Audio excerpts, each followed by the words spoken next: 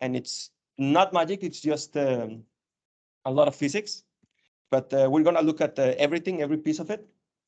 And so yeah, first I'm going to talk to you a little bit about the Institut Quantique and what we do there, and what we're trying to do with quantum computing and these workshops that we're giving. Then we're going to go to quantum information, and then we're going to go to quantum programming. And at the end, I know this is going to sound intimidating. Please don't feel scared. We're going to look at an algorithm called quantum teleportation. My goal is that you get out of here at around 12, understanding that. Okay. Now that can be tough if it's the first time you look at this type of mathematics, but I think we can do it. Okay. I think it's simple. It's just in terms of ones and zeros. So who we are called the Laboratoire d'Algorithmique Quantique, the Algolab Quantique. We are a group inside the Institut Quantique. We are quantum software developers, and we have people that do social media reach out. And so from left to right is Jean-Frédéric Laprade. Oh, and on the right is he's Tom. He's from Courrier Quantique. I don't know if you heard from this from Courrier Quantique. Are you subscribed to Courrier Quantique? No? No? Okay, good. So it's we write an infolettre, which is it's just to make how do you say it, vulgarisation, like speaking about quantum and science to people in general, like not precisely to scientists. So yeah, I'm gonna start from right to left because the ones on the right on the left we're all software developers. So this one is Tom. He does social media reach out, and he's in charge of this Courrier Quantique. Next, he's Ghislain. He's like the coordinator of all of us. He's in charge of making on contracts with companies and in the university. And then it's Alex, Max, me, then Stania and Jan-Fred. And what we do, all of us, we give these workshops. We try to do research too. And we're at the physics department. It's the new building. I don't know if you've seen it. And we act mostly on three fronts. We work with, we do research. We look at scientific papers, do research with companies to try to understand what quantum can offer for them. Now, disclaimer, quantum doesn't really help right now. So we're trying to explore what are the possible avenues to take that in the, let's say, mid-term, like around 5-10 years, we can do something with this. And we're trying to build a community, like, for example, here at the university, we're trying to get people from all of the areas, because I really think that with diversity, we can get better results. So for this, we need a community. That's what we're trying to do with these interdisciplinary workshops. And we also do training like we're going to do right now. So we're going to get in depth into some of the quantum algorithms, this quantum teleportation. And the next workshops are going to be like not built on top of this one. So it doesn't really matter if you don't understand it, as long as you get the main ideas of quantum states and quantum circuits. And these are the things that I'm going to be mentioning, and qubits and measurements. So that's for the training part. And at the Institut Quantique, we have a lot of people, like around 250 students and postdocs, around 32 faculty members from the different faculties and departments. There's been a lot of investment in quantum in the last years. And we also had the Son de Innovación, which is a governmental plan to fund this type of research. And as a consequence of all of this, we've been having a lot of startups from students that were here at the university. So we have SB Quantum, Cubic, and Nous, Quantique. They work on different things, different approaches from quantum technology in general. We also have the new bachelor's degree in quantum information sciences that just started last year. It's very interesting, and it's very focused into quantum information. So I recommend you look at it. It's everything is at on the web page of the Universität book.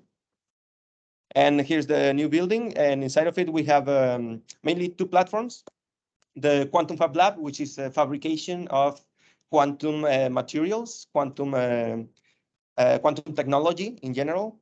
And we also have the quantum computing platform that focuses more on using the quantum computers. And that's where the Algo Lab is part of. So we're really trying to look at how we can use quantum computers to compute things. Okay, so that's what we do. Okay, now let's get into the details. Quantum computer, at least the ones that I've been using, look like this.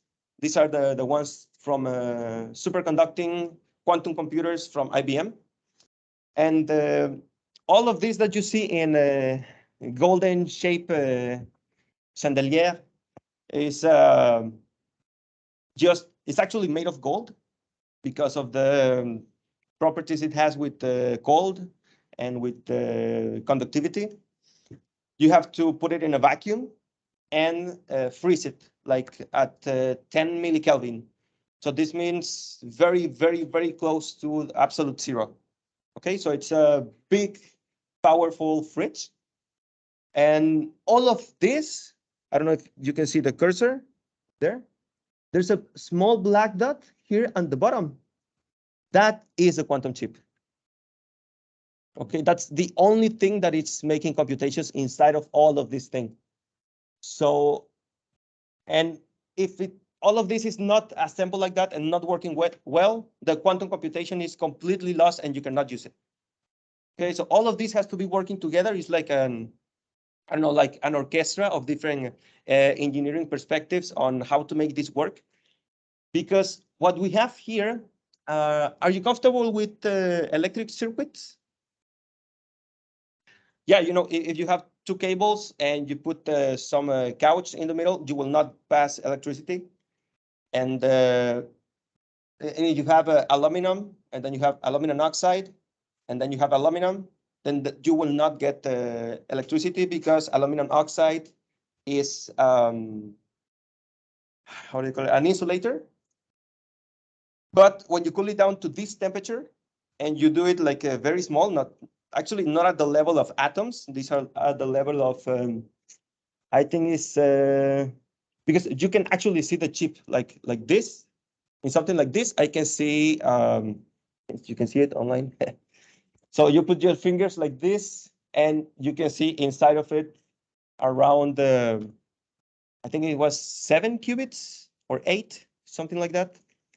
The current quantum computers, they have chips with 64, 127, and there's just one release that they don't let us use yet with 400 qubits. And the chips are pretty small compared to the whole machinery.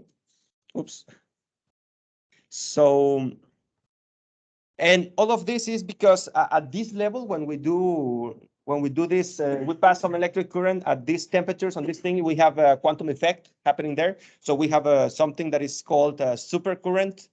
So it's kind of a current, but the thing is that it has something quantum in it, and we can write down all the mathematics, something that we call the Hamiltonian that measures the energy of this thing. So it's this is actually one of the things at the heart of quantum physics, that you can write down the energy of the system. And what we do is we put some cables into it. We can control the amount of electricity that we send, the frequency of the pulses that we send, the amplitude of the pulses, because these are basically waves, and we can write down the equations of waves. We can write down the equations of the waves that we send through the electrical pulses, do the same thing with the mathematics of the quantum computer. We put it together, and apparently we can do quantum computations, whatever that means. Okay, so it's a different type of computation. And the thing is that we want to use this thing called the quantum nature of matter, okay, to do something called quantum logic. And this is what we're going to do, get into details into the next part of the workshop on the hands-on session.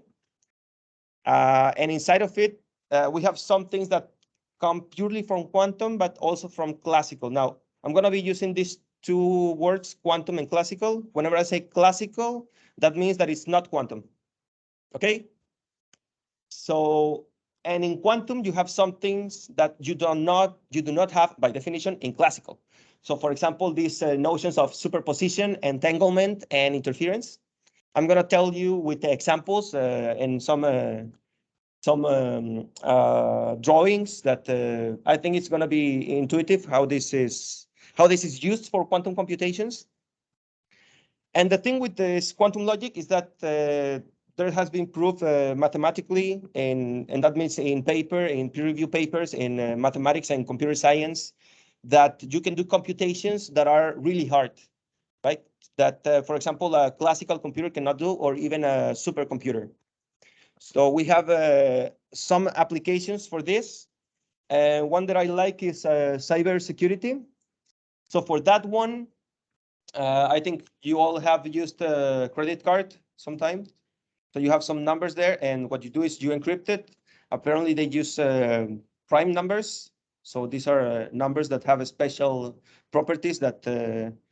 And what we do is we take two prime numbers, we multiply them. That gives you a big number, and the algorithm that the computers use to factorize this number, it's exponentially faster than the classical algorithm. So that means that if someone has access to a quantum computer with millions of qubits, which we don't have yet, they can hack all credit cards on Earth, basically. So that looks like kind of a problem, but but we have solutions. Yeah. Yeah. So that's one of the things, because this big number, I think there are challenges online where they use the smaller numbers than what they actually use for credit cards. And they put challenges saying, okay, this small number, you should factorize it in some supercomputers. And what they do in the last paper I read is they look at the computation and said, okay, this is just too much. We're going to put it in different supercomputers. So these were like very massive CPUs and GPUs just to factor these numbers. And then they all gather the data and do some computations on that to obtain the factorization. So, and this lasted, I think, for a couple of months at least. So that's something for numbers even smaller. And a quantum computer can do that computation in 1 day, for example, if you have a perfect quantum computer. So, and perfect is because the thing about quantum, so the thing that I was saying, that everything is just that the small chip works, all of this has to be like carefully crafted. If you don't have that, then you don't have quantum effects. And so apparently with this is the same thing that happens at the subatomic level. And that's why we can do molecular simulations, like for drugs, or I think they did some small examples, like with the water molecule, where they compare with the classical algorithm simulating the energy levels of the electrons. And it's the quantum algorithm that we have right now. It works better than the classical approach. It's very closer to the theoretical approximation. So that means that our mathematics works and our quantum computers work. We also have artificial intelligence. There are some computations there that have some relations to the computations that quantum computers can do, which is basically matrices and vectors. And the idea is that this can be combined to do some kind of Frankenstein quantum AI, but it doesn't really seem to work so far, so don't get scared. We also have some things for the environment, precisely for the molecular simulations applications. So let me go back first to classical computing. How do we compute? How do we use computers to do things that are useful? We use something called bits. Now, bit can be one of two values, 0 or 1, and that's it. And we can put several bits together, and that gives you chains of bit, and you can remember the order of the bits. So that means that you can put a list of, I don't know, 5 bits, and you have as many bit chains to refer to labels. Like, for example, the numbers from 1 to 3, from 0 to 31, or the whole alphabet. And but this is a convention. Okay, so what you do is, okay, I want to use the letter A, but the computer is going to use this sequence of bits to represent that letter. Okay, and also we can do that with the numbers. With numbers is easier because what you do is you have a relation that it's that we understand mathematically. And what that means is that we can use computations with these bit chains instead of the actual computations that we want to do. For example, if we want to add 6 and 12, we know how to do this. But to tell it to the computer, we can do it in binary, and it's faster for the computer. So, and basically the idea is 0 plus anything gives you 0, and 1 plus 1 gives you 0. And then you put 1 on the left, like when you're adding from right to left. And you can do this with something called transistors and gates on the at the hardware level. So you have chips in which you put cables. You have gates that combine the electrical pulses that have either zeros or ones, and this is how you do computations. Now you can put a lot of these things together, and then you get computers like with a lot of RAM, like I don't know, 8 gigas of RAM, a terabyte of a hard drive, and all of it works like this. And you work with transistors. Transistors are a good way to identify zeros or ones because they have only 2 states, so they can be zeros or ones. They're like on and off, and by looking at the switches, if it's on and off with the electrical pulses. Why? Because you pass electricity, you don't get a current, then that means it's a 0. If you pass electricity, there's a current, then you have a 1. You can do it with magnets because magnets apparently have poles, and you can look at the polarization. It's either like this or the other way. And okay, so in order to build more complicated programs like games and editors, you really start with the physical device, the hardware that you're building. You look at how to represent mathematical things. In this case, were zeros and ones, and these binary additions. Then you use the logical gates to connect the cables in certain orders to give you different computations. Then you have a computer programming language, like, for example, there's one called Python that is very popular. There's another one called C++. There's C, there's Java.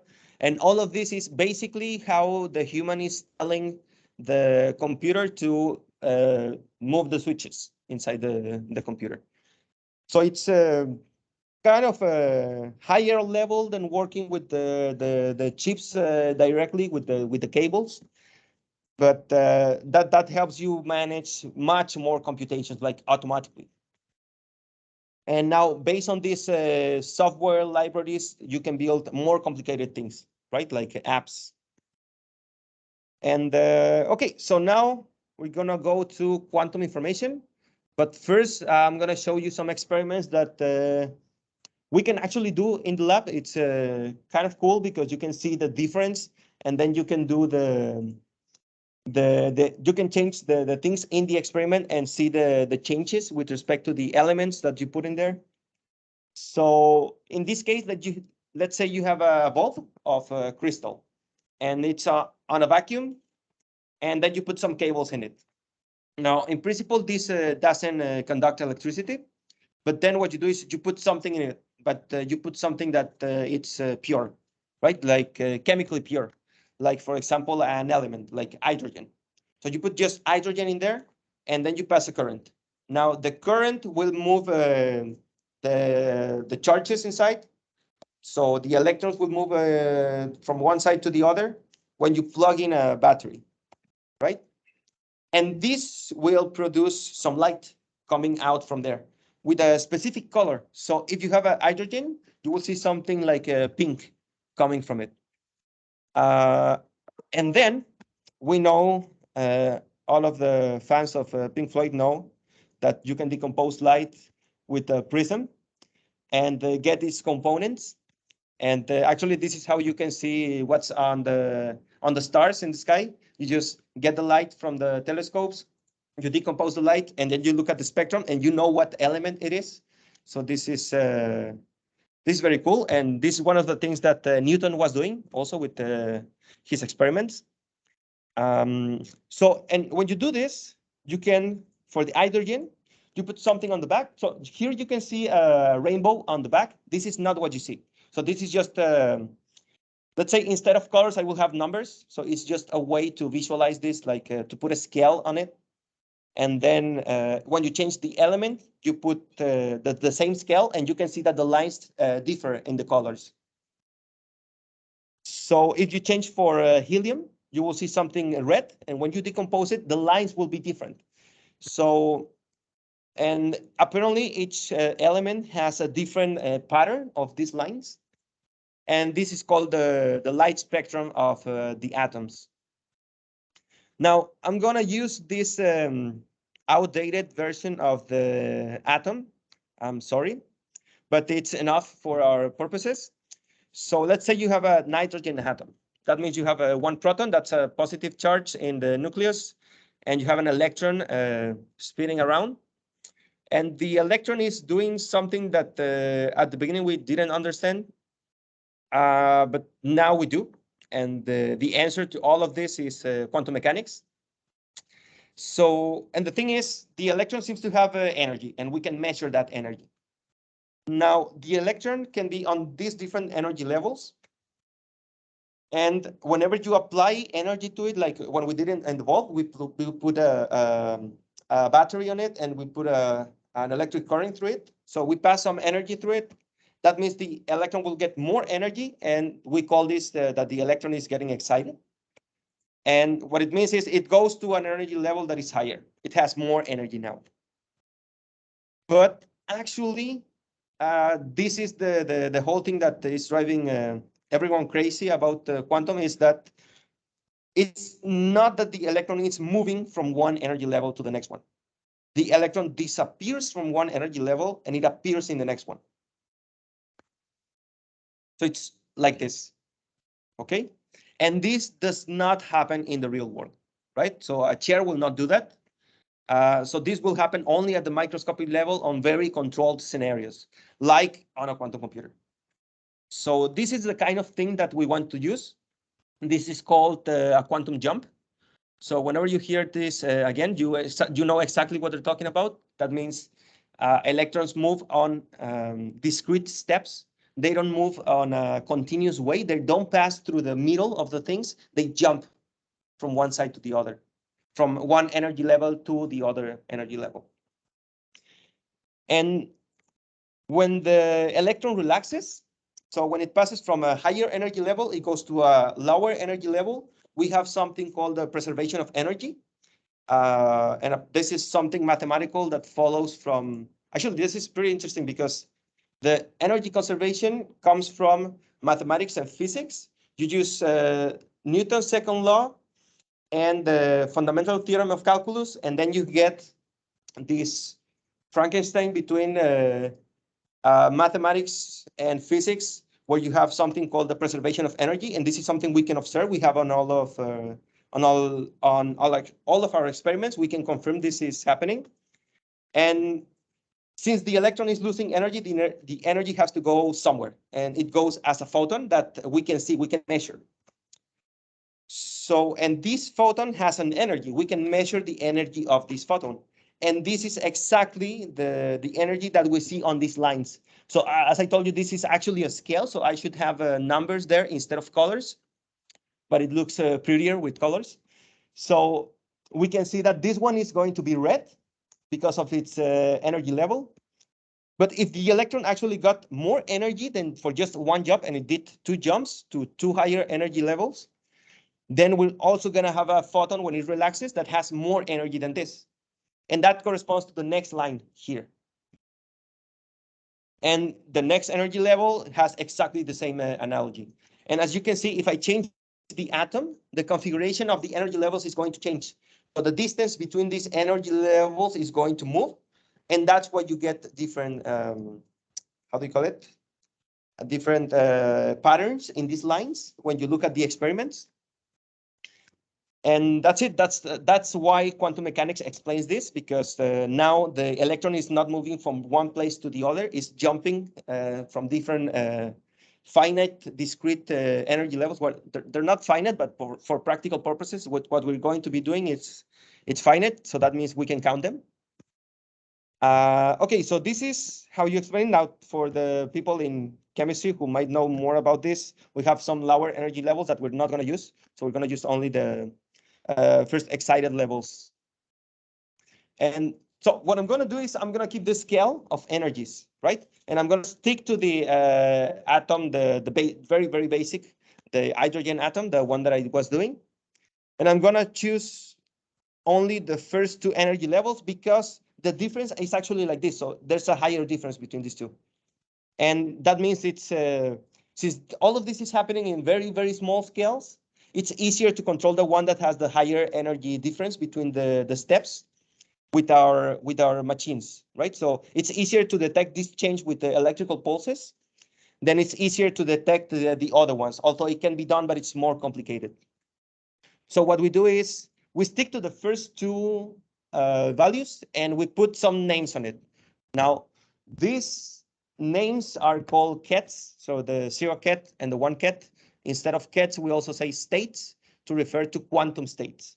Now, why quantum states? Because they work at the quantum level. That means that this electron can be on the state 0, and then it's going to start disappearing from there and start appearing on the 1 level.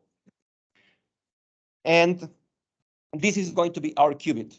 Okay, so the qubit is going to be the same thing as a transistor, but quantumly. So that means we're going to use the quantum way of moving the electron from one energy to the other to do computations. Okay, that's what we're going to do. And we're going to forget about the others because we can minimize the energy that's passing to those levels. Because again, you can look at all of the equations that you put from the waves of the pulses that you send to these machines. You can write it down in such detail that you can control these two levels. And now, since we know all of the equations, we know exactly how much energy to put into this thing to make it go to the next energy level. Because we observe it on the experiment with the light. We know exactly how much energy we have there.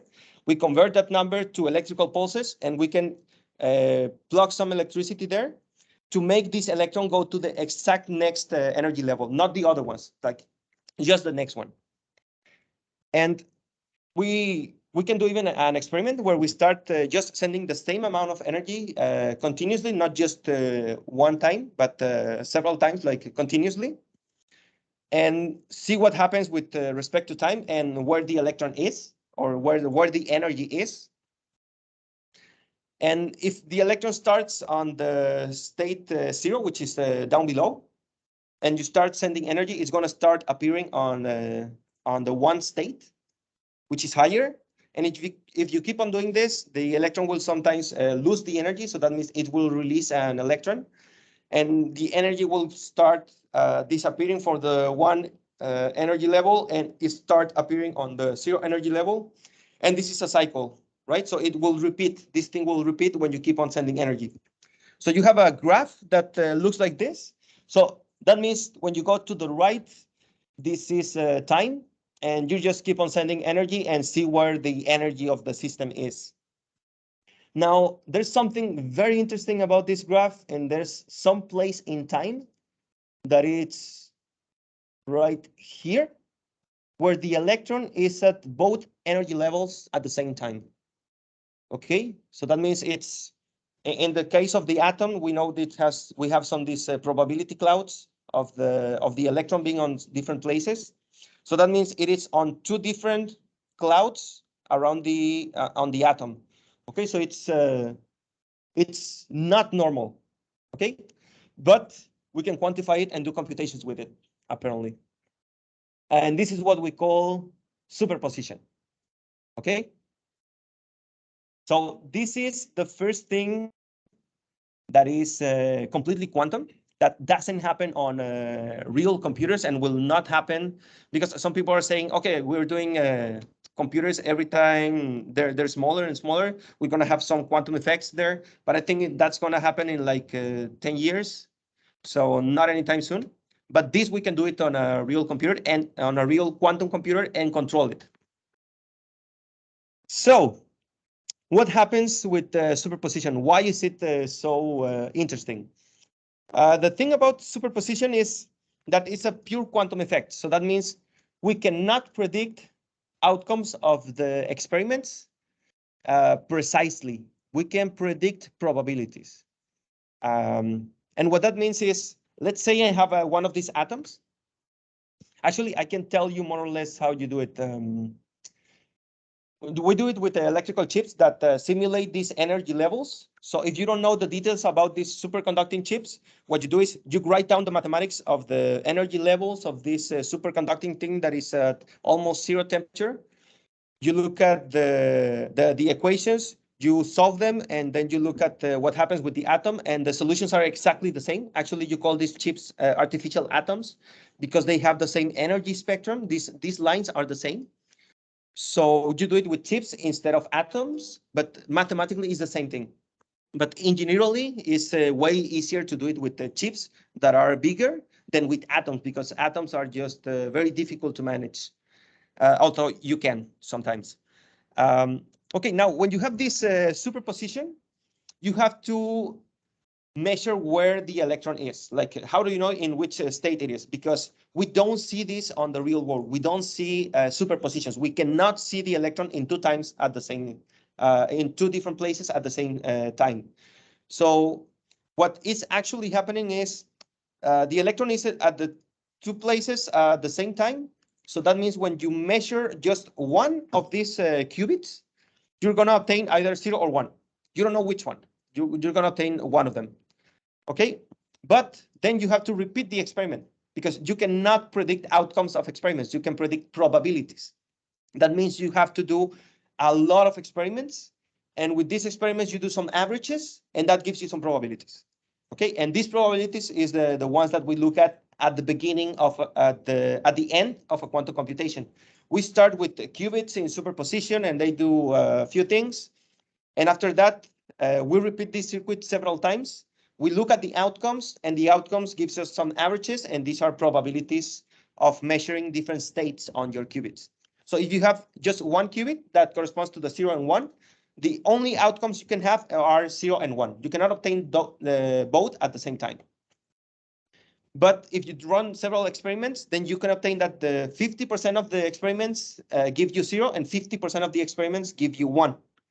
So, and that's a probability measure of what's happening on the quantum world. And something very important is that once you have a qubit that is on state 0 and you measure it, it keeps on staying on state 0. It will not change. But the one in superposition can change when you measure it, when you do the measurement. So that means if you measure it and it's already 0, then you're going to end up with the same result. So, and again, if you measure it was 1, then you measure again, it gives you 1 again. So that means the measurement is not changing the value of this thing. Okay, only when it's in superposition. And this superposition can be in different proportions. Now, that means that these probabilities cannot only be 50-50, but they can be 25, 75, 0%, 100%. And we can quantify it. And okay, so that's it about superposition. I hope it was not that crazy. So the thing is, we can only predict probabilities, and that these objects that we're using, these quantum objects, these qubits, there are either atoms or electrical chips, superconducting chips.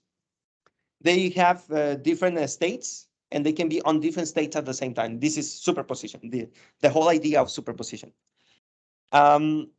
These proportions of superposition can be on a continuum of different proportions between the two states. And the measurement of qubit results in either of the states 0 or 1, when it's in superposition, it's random. You cannot predict it. Like for each experiment, you have to do several and do averages. The probability of getting 0 or 1 depends on the state of the qubit. So this depends on the proportion of, or of where the energy is more, if on the state 1 or the state 0. And we're going to look at exactly how to do it with some calculations. And once you measure the qubit collapses to either 0 or 1. This is what we call the collapse of the wave function. So whenever you hear this, this is something that people that like to talk about when they speak about quantum. It's the collapse of the wave function. So, and what that means is that your qubit was in the 2 states at the same time. You do the measurement and it's now 0 or 1. And you cannot change it again with just doing a measurement. You have to do something else. So any questions about superposition? Comments? Online maybe? Yes?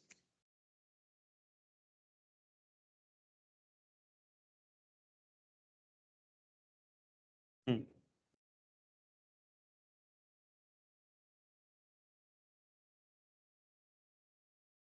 Mm-hmm.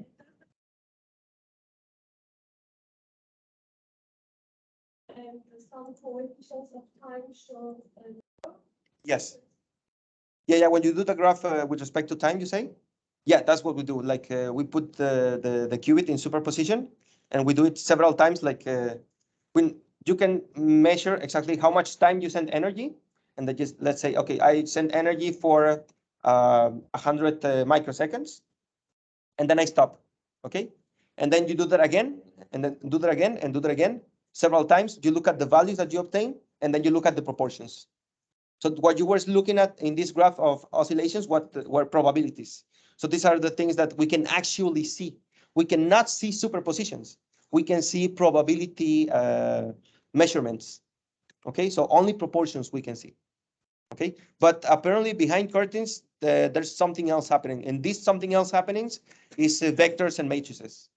Okay, some linear algebra that seems to work and we understand how to do it.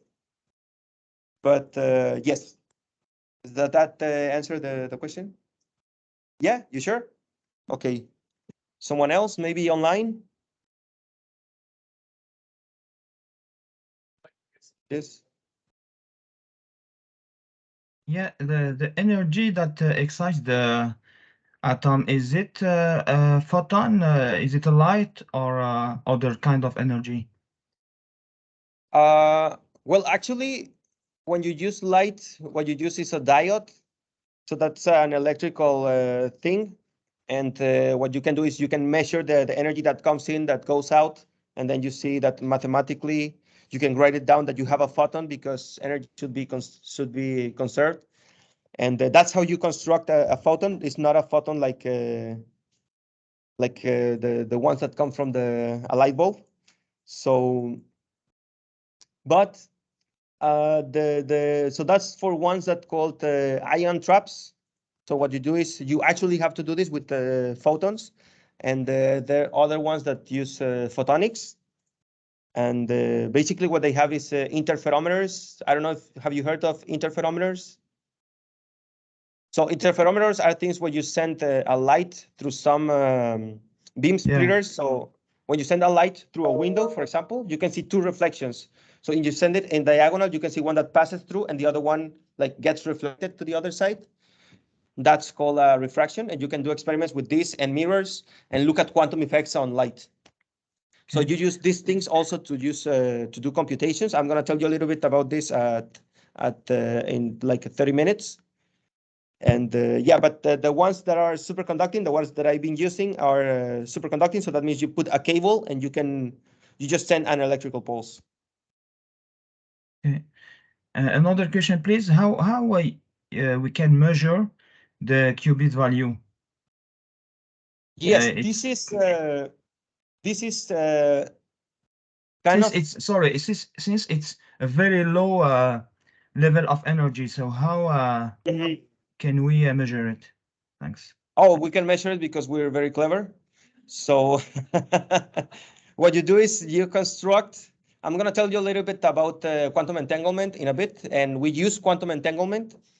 So we can write down that these 2 systems are going to be entangled. So the quantum chip, when it's in a quantum state, let's say in a superposition, and you plug it into an oscillator, which is it's just an electrical circuit that has a capacitor and an inductor.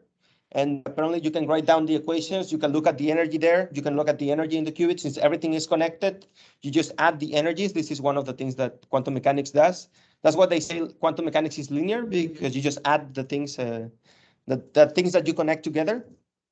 And then you can see that, when you apply a pulse of a specific energy to the classical oscillator that is entangled to the qubit, you can obtain the state of the qubit. But this is very, very technical. Like, you have to write down the equations, look at where your pulse is, where the harmonic oscillator is, where the energy of your system is. You write it down, you do the experiments, and it seems to work. Okay, thanks. Yeah. Thanks for the question. So are there any more questions? No? Okay. So again, just to close with the superposition is something that happens only on the quantum realm. We know how to deal with the quantum world because we have mathematics on our side. And we have the engineering power to build these things. And I'm going to tell you how to use it to do computations in a while. Because first we need to work with parallelism. So parallelism is something pretty cool, since you can have two things at the same time. That means you can do computations on two different things at the same time.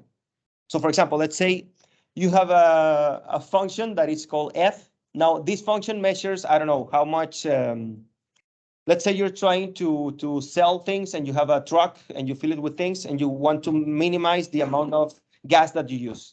All right. But you also want to do it on time. Okay. So this thing is going to tell you, okay, I have two different routes. Which one is better than the other one? Okay. Now this function, I need to know what the truck is doing, like measure what did in one path or the other. And then that means I apply f on the state 0. That means I send the truck for one path, and I look at the value is this x there, and then I do it on the other path, and then I have another value, and then from there I say, okay, this path is better than the other one. Okay. Now if I have a quantum bit, I can do both at the same time. Okay. If instead of having a truck, I have a quantum truck, I can do it on just one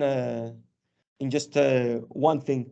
Because here I put the qubit and superposition, and then I apply this function, but not on each one of the paths, but on the superposition. And again, this is a mathematical trick, but the thing is, like, now you have a quantum truck that is doing paths on this big street with a lot of paths, and it's trying to look for the optimal one. Now, with one path, it's not that impressive, but you know that in a city you have many paths. So let's say you have only like 3 different choices that you can make, either right or left when you go in your truck. So that means you have 3 different states. So you can take either first left, or right. That gives you 2 states, but then you can combine them in all possible ways. So that means you need to send your truck to 8 different places if you have 3 decisions to take. But if you have a quantum truck, you can do it with just one pass from this labyrinth and work with the superpositions so that the one that corresponds to the minimum gives you the highest probability. Okay, so you prepare the quantum states several times. You pass this cost function that is measuring all these things at the same time, like the gas and the time and the kind of deliveries that you're doing. Sorry. And then you prepare this state. Then when you measure several times, this several times is not as much as the things that you have to evaluate on the left, like way different. And we're going to see a specific example where this is way different. So you prepare this experiment, you do the measurements, and apparently the optimum, the one that minimizes time and energy consumption, is this one. And you can do it on just 3 qubits instead of applying this on 8 different times on 8 different trucks. So, but if you have 300 decisions, which you know can be true at least here in Montreal or New York or something like that, you have so many paths, and you cannot do this just like send all of this, because That's if you have 300 binary choices, so that means either left or right.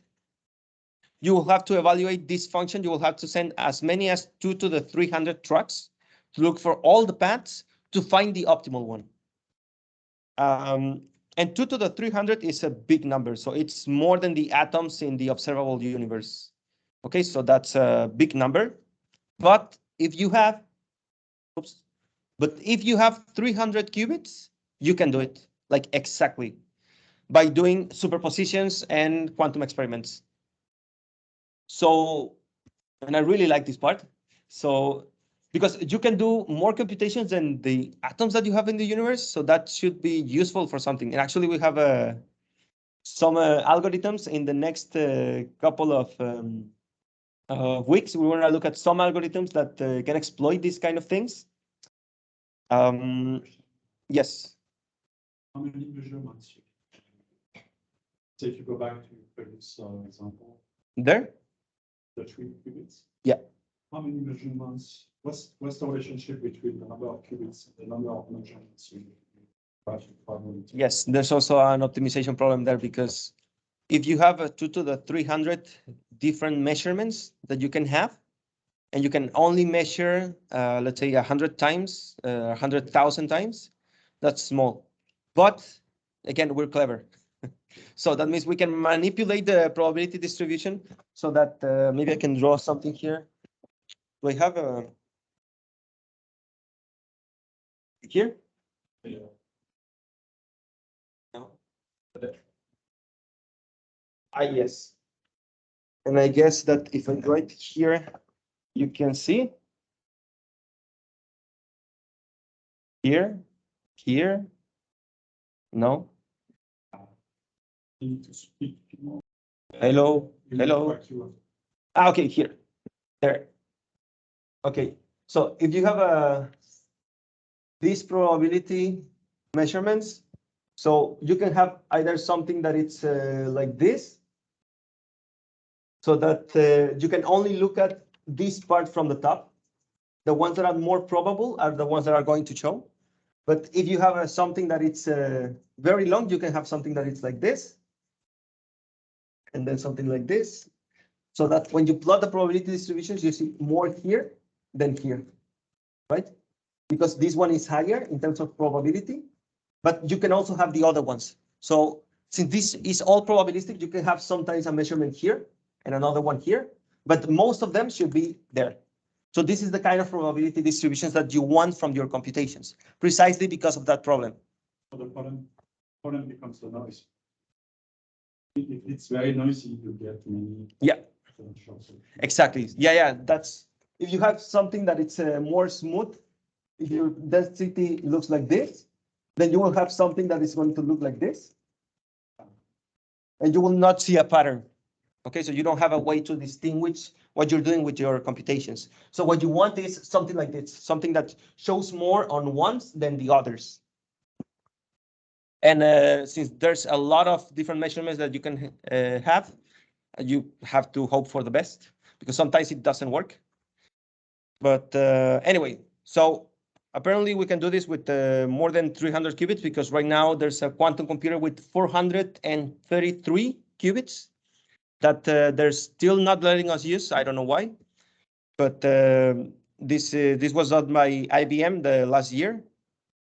So yeah, so the thing about quantum parallelism is that we can exploit superposition to explore all different possibilities, right? So like this truck going in this city, you can do that with a quantum truck instead of going through all these possibilities, because if you want to do it classically, so that means without the quantum mechanics, you have to do all 2 to the n. Now 2 to the n increases very, very rapidly. This is what we call exponential.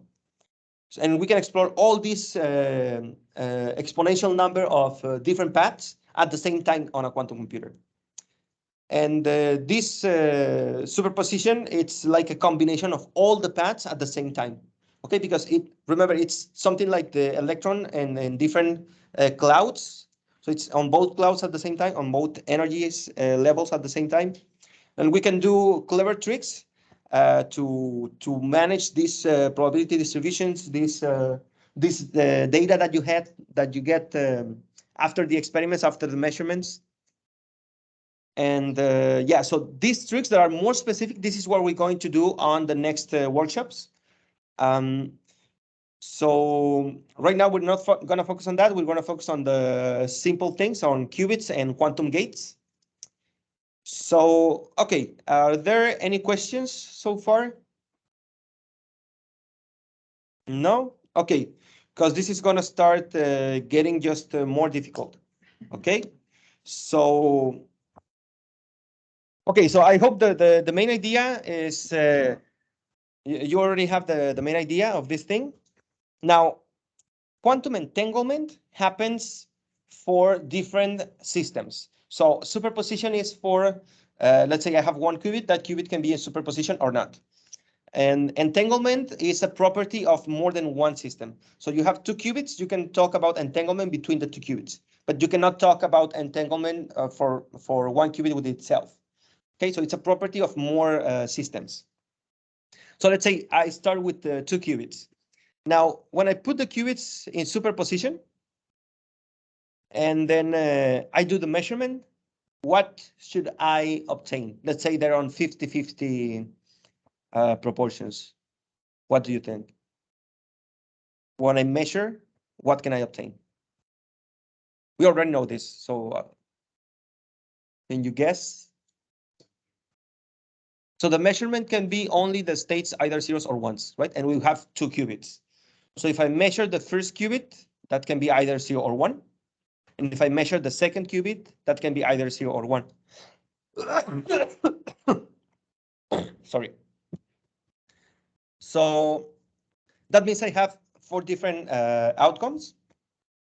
So I can have 0, 0 on both qubits. I can have 0, 1, or 1, 0, or 1, 1.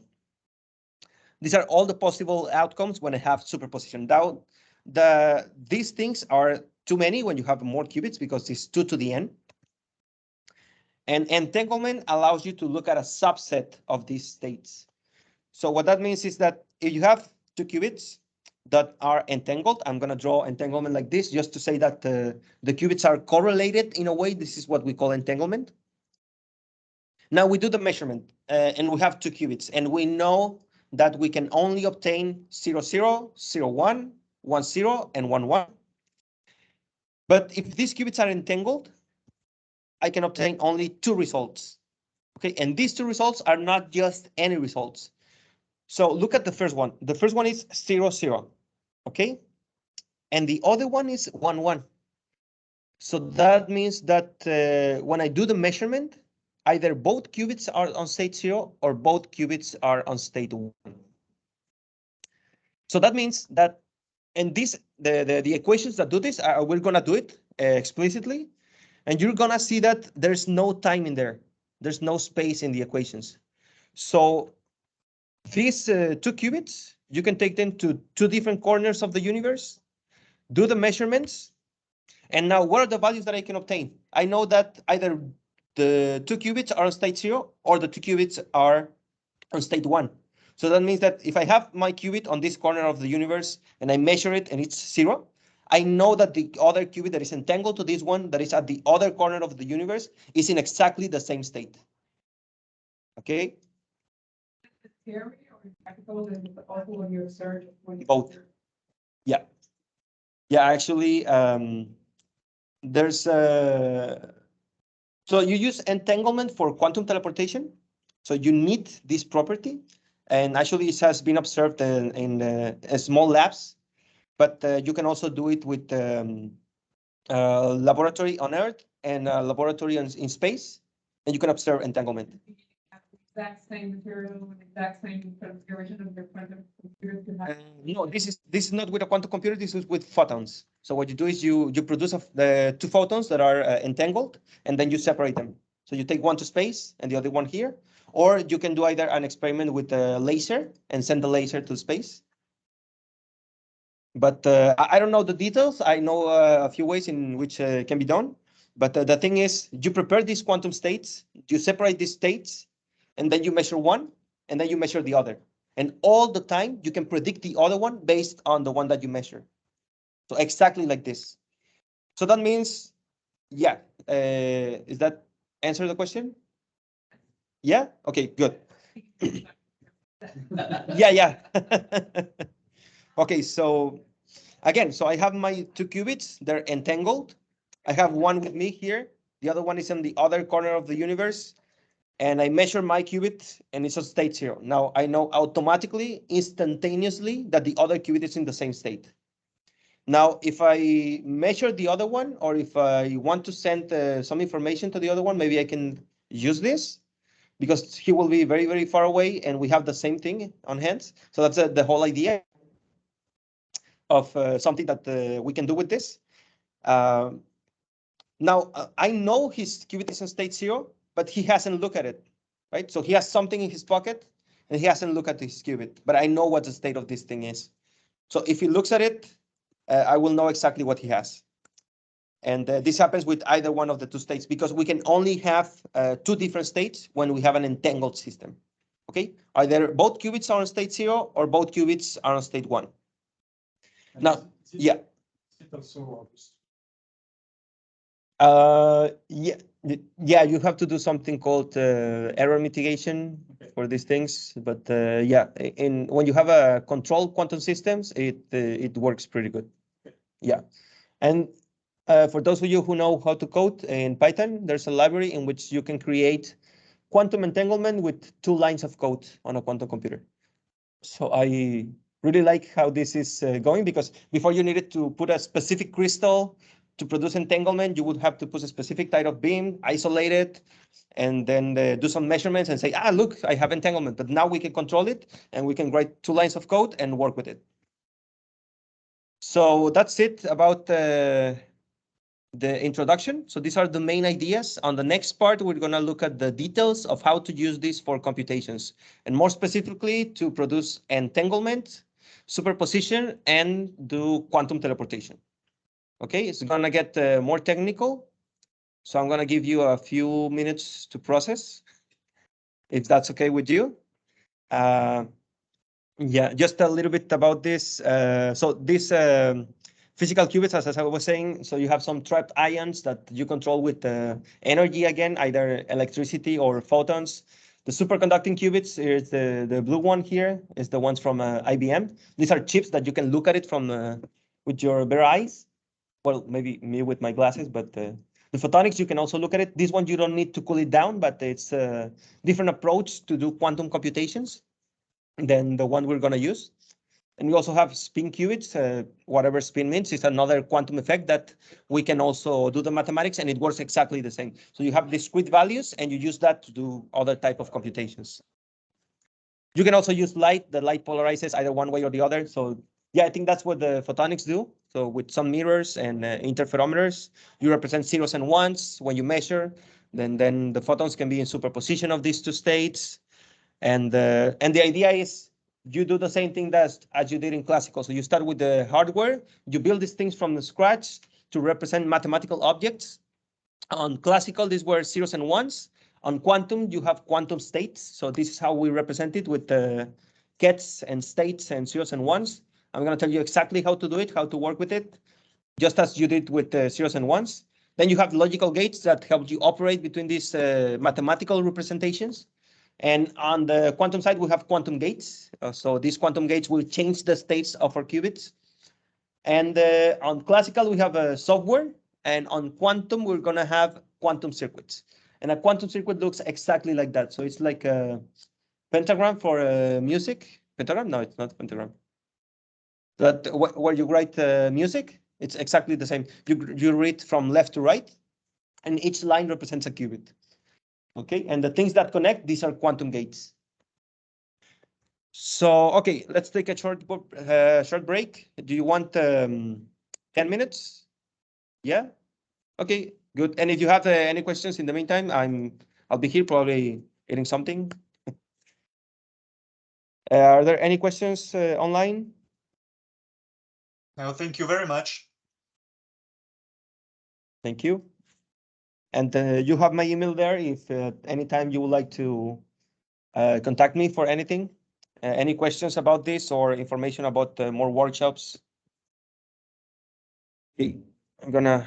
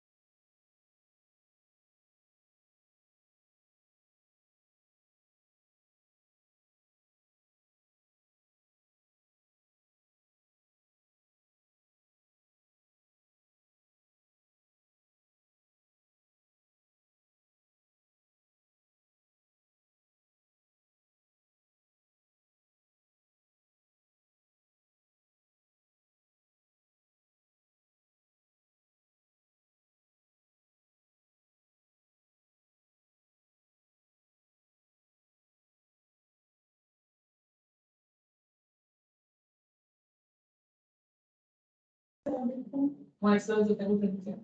Ah, mais dans le système, ouais. Oui, mais tu peux faire des ponts dans les deux sens. Ça t'arrive. Ouais. On peut se faire solide, par exemple. Ouais, c'est ça le risque. Genre de quoi il y a ça va devenir une façon très sophistiquée de toujours faire ce qu'il passe ton temps pour faire ton outil. Mais moi, mon défi à ce moment, c'est de mettre à lire des articles pour vrai au lieu de peaufiner ma méthode pour prendre des notes dans les articles.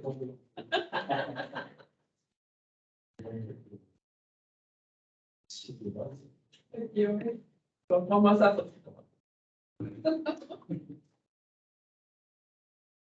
Donc, c'est la... On parle trop. C'est la bibliothèque en ligne.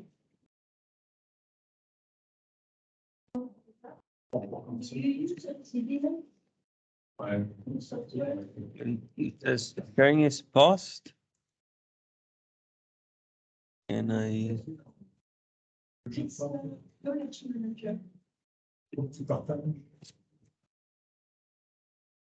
there? What?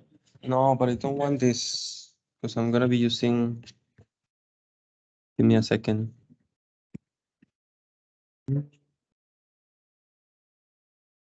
You see this? Can you see this? Yes, that's what I wanted. Okay.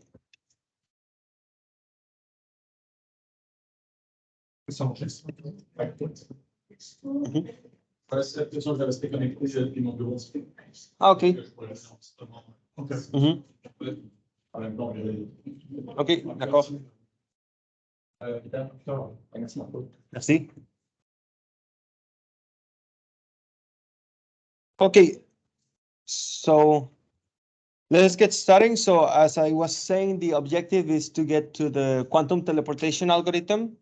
We're gonna do it in several steps. First, we're gonna start looking at the circuit composer, which is a tool we have online to build quantum circuits and to play around with them. This is a simulator, but if you have an account, you can also send this to a real quantum computer. So that can be exciting. So then next on the circuit composer, we're going to look at the 1 qubit gates, 2 qubit gates, entanglement, and then the quantum teleportation. Okay, so so this is the way that in which you can create an account if you want to. It's really not necessarily for today because I'm going to be showing everything here. Although you can do some experiments on your site on the examples we're going to be doing if you have this account and you can log in. So once you log in, okay, so let's do that late because now, okay, before going to the quantum circuit, we need to do some, we need to learn some mathematics. So that means how we write down these states mathematically and how we're going to be using them. This is called the Dirac notation. And it's this thing with the cats, this bar and this sign that looks like the greater or equal sign. So how do we deal with these things? It's pretty simple. It's just a symbol that does some things. We add these symbols and we can put a number next to it. And these are actually vectors, and I'm going to tell you how they work without going into the details. So this psi on the left is trying to describe this qubit that is in superposition. So we write down alpha 0. Alpha is kind of the proportion of the state 0. And we do plus beta 1. Beta is kind of the proportion of state 1. Now, when we prepare a superposition like this one, we obtain the probabilities by taking these values, these alphas and betas, and squaring it. Okay, that's how it works. Don't ask me why, because nobody knows. This is how nature works because of reasons. And these values are probabilities. So in mathematics, we say this vector is normalized. And what that means is that these things actually give you probabilities when you square it. Well, Yeah. That's a way to normalize. Yes. Yeah, exactly. So here, for example, if you have only the 0 state, this is also a superposition, but you don't have nothing on the 1 state. And the values, the alpha in this case is equal to 1 and beta is equal to 0. So when you square them and you add them up, they give you 1. This is the normalization condition. So you need this in order for your probabilities to be actual probabilities. Now the second example, this has 1 over square root of 2. Now why would you put that there? So first, both coefficients are the same, but when you square this, you get rid of the square root, and that gives you 1/2. So you have 1/2 for alpha squared and 1/2 for beta squared. When you add 1/2 and 1/2, that gives you 1. So that means this is a normalized state. This is a valid quantum state. But you can also put some sign, like here on the last example, we have a minus sign, because when you square a minus sign, it gives you a positive sign. So it does nothing. So this means that you have quantum states that are different, that look the same in terms of the measurements that we do. Okay, so behind curtains could be happening something very different. And when we do the experiments, we don't see it. Okay, unless we build something more on top of it. So these signs can be useful for a certain type of quantum computations, but these are not observable, at least with the simple computations like this one. Like this is just a simple superposition of 1 qubit. And just to illustrate that, you can have different quantum states that give you the same results on the experiments. So the first quantum gate is the X gate. So this is called also the NOT gate, because it negates the value of your qubit. So it's if in state 0, it will give you state 1 when you apply this quantum gate. And if you apply it again, it will negate it, so it will go to state 0. So that's how this works. And in terms of the Dirac notation, remember Dirac notation is with these gets.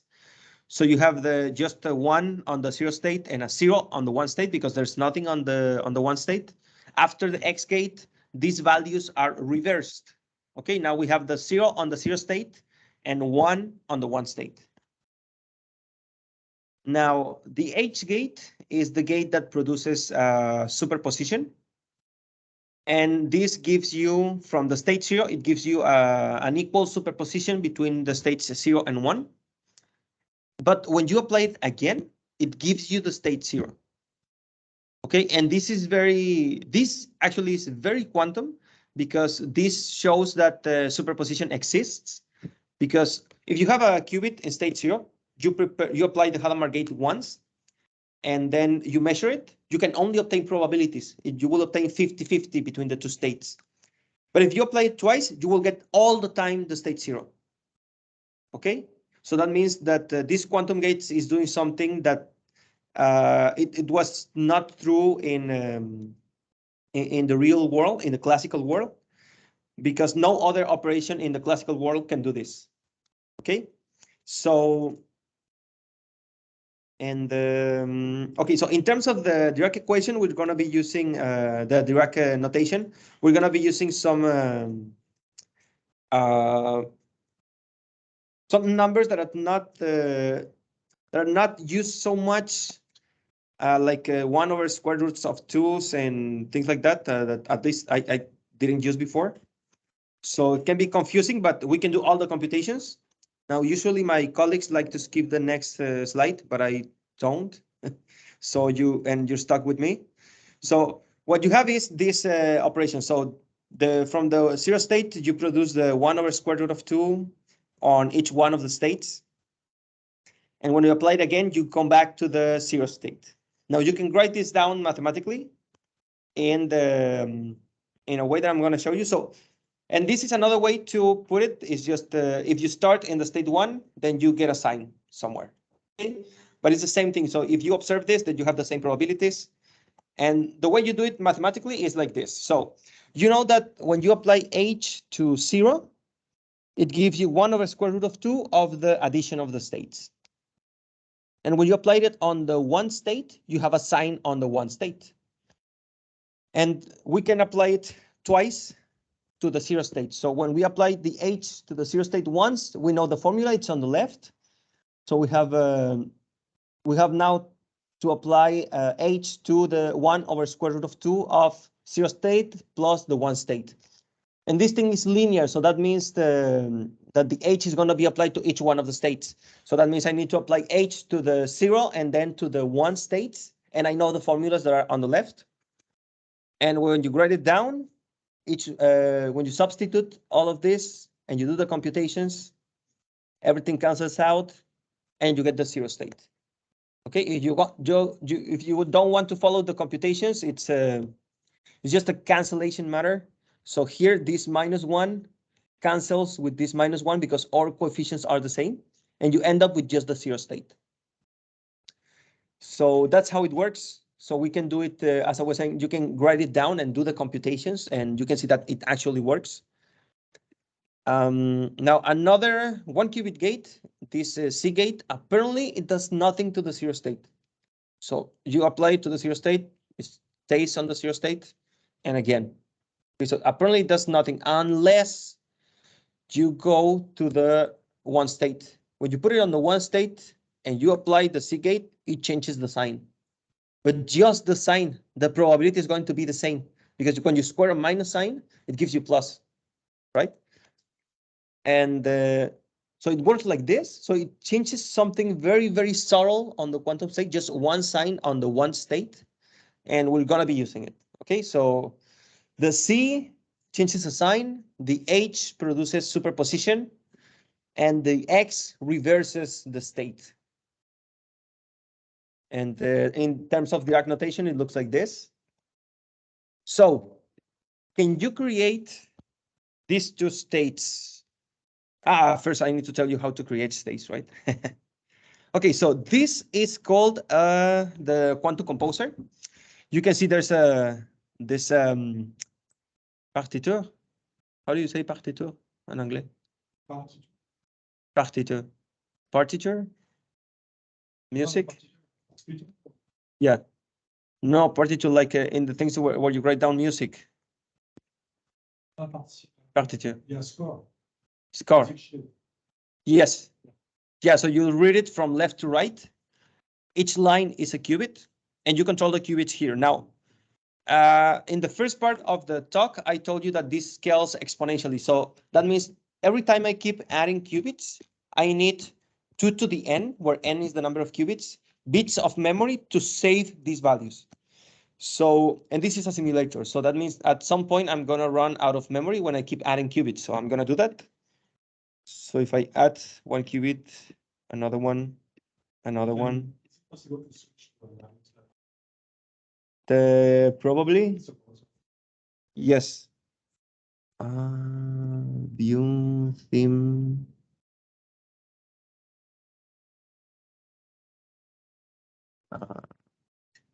I think it's.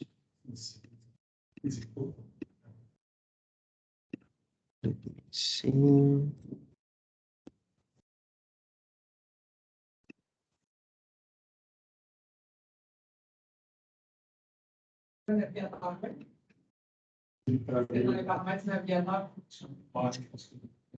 See? It's all right. Maybe is it Google Chrome? It's Firefox. No, I can change it from here, but I don't remember where. Give me a second. Edit file view.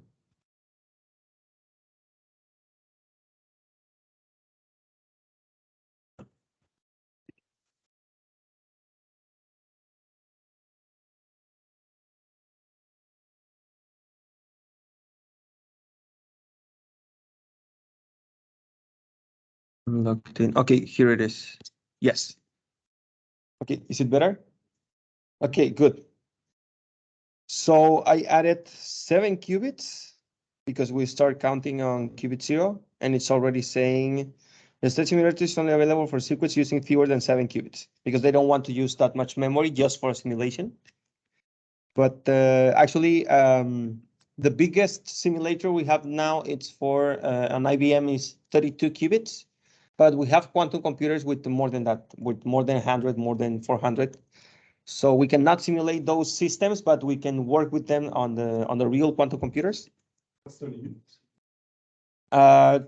Right now it's around 32. If you have access to more computer resources, you might get to 35 probably.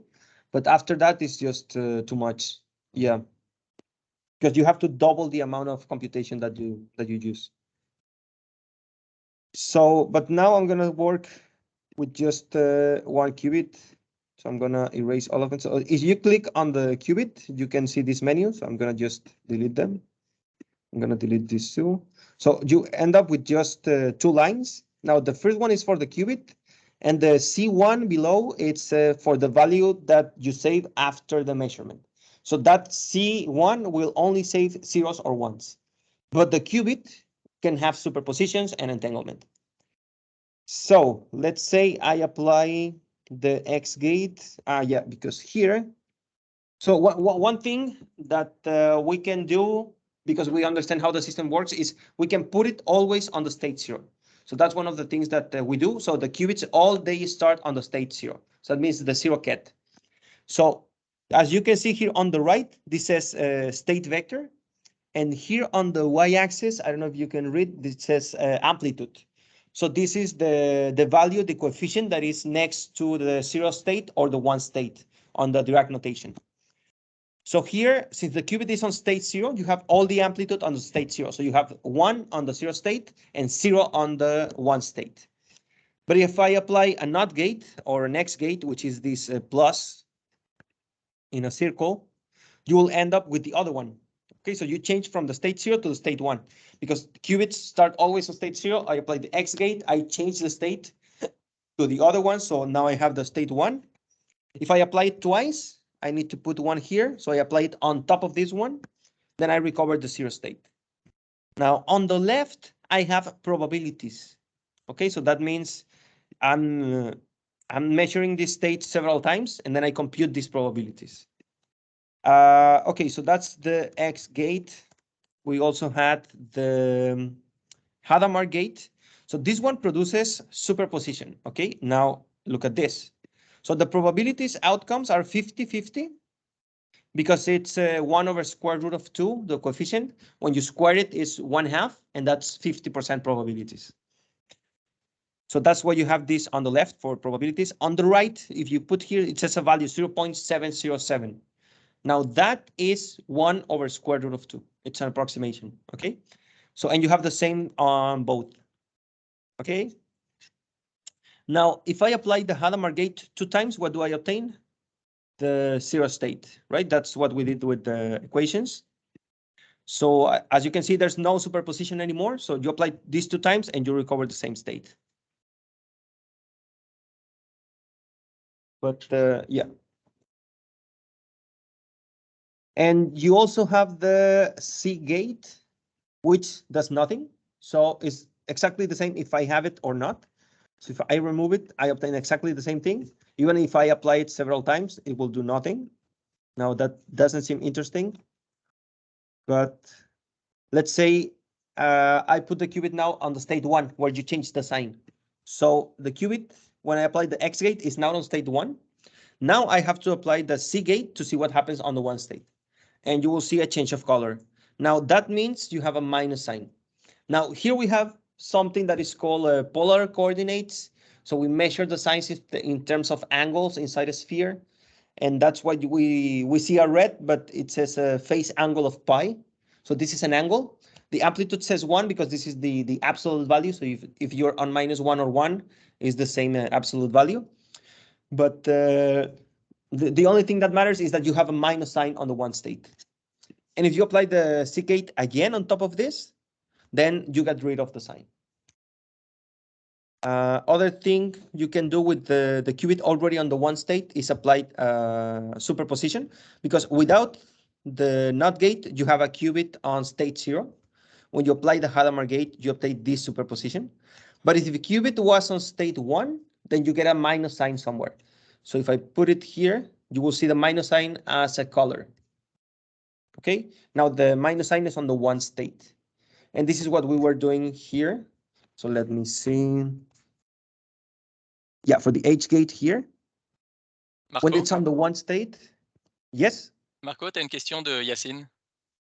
Yeah, Okay. Marco, is the -1 state exploited as a state, as a value?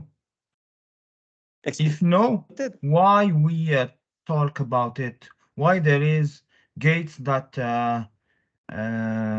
process this state -1? Yes, Thanks. we're going to use it on quantum teleportation. So it's going to be an explicit example where that minus sign is important.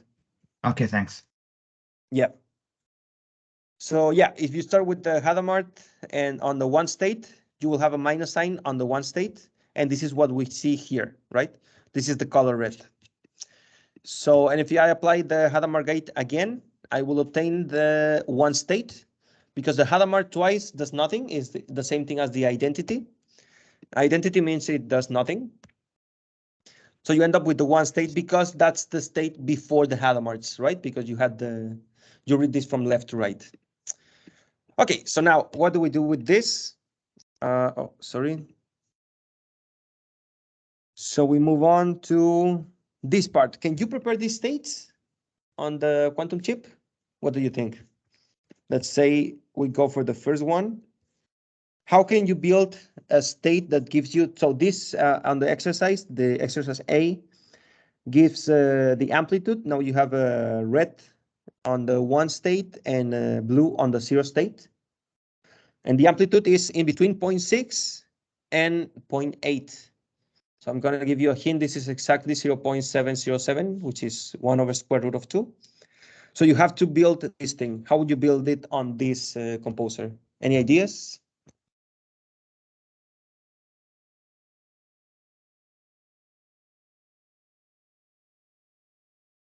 The H and then the C. I think, yes, that's it. Exactly.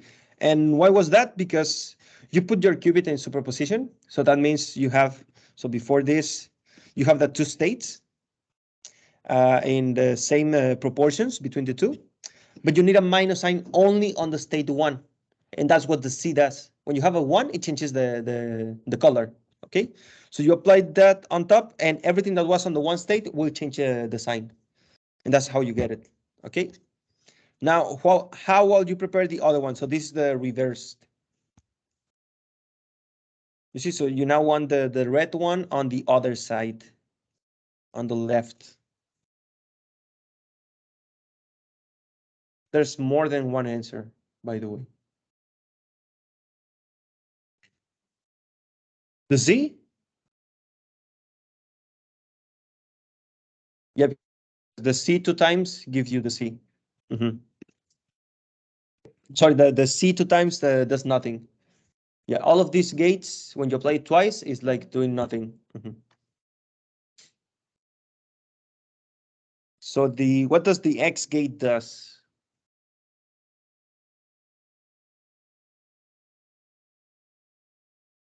We'll flip the states, right? Yeah, but where? At the beginning, at the middle, or at the end? At the end? Okay, so if I put it here, it changes. Okay, so that's the second exercise. But what if I do it at the beginning? Will it also work? Why not? Superposition And then what?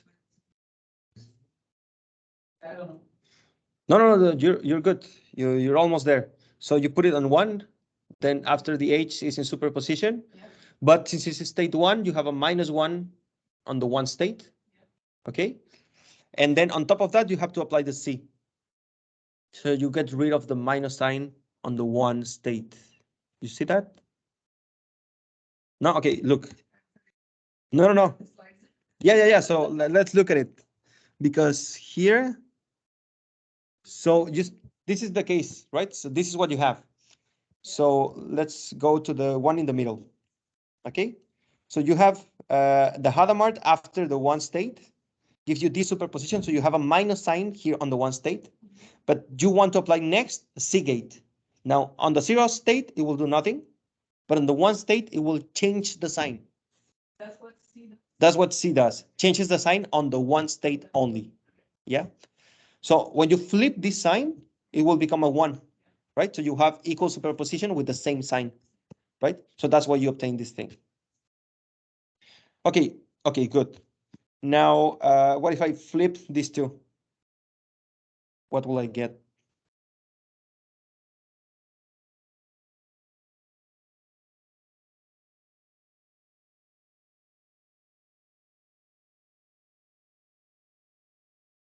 Okay, before I drop it, any suggestions? What will happen?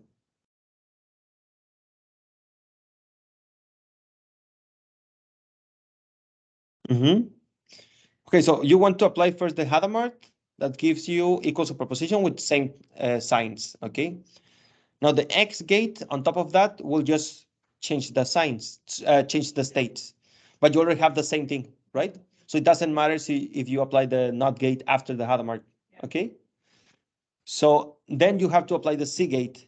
So you have to change the sign of the minus of the one state, which was plus.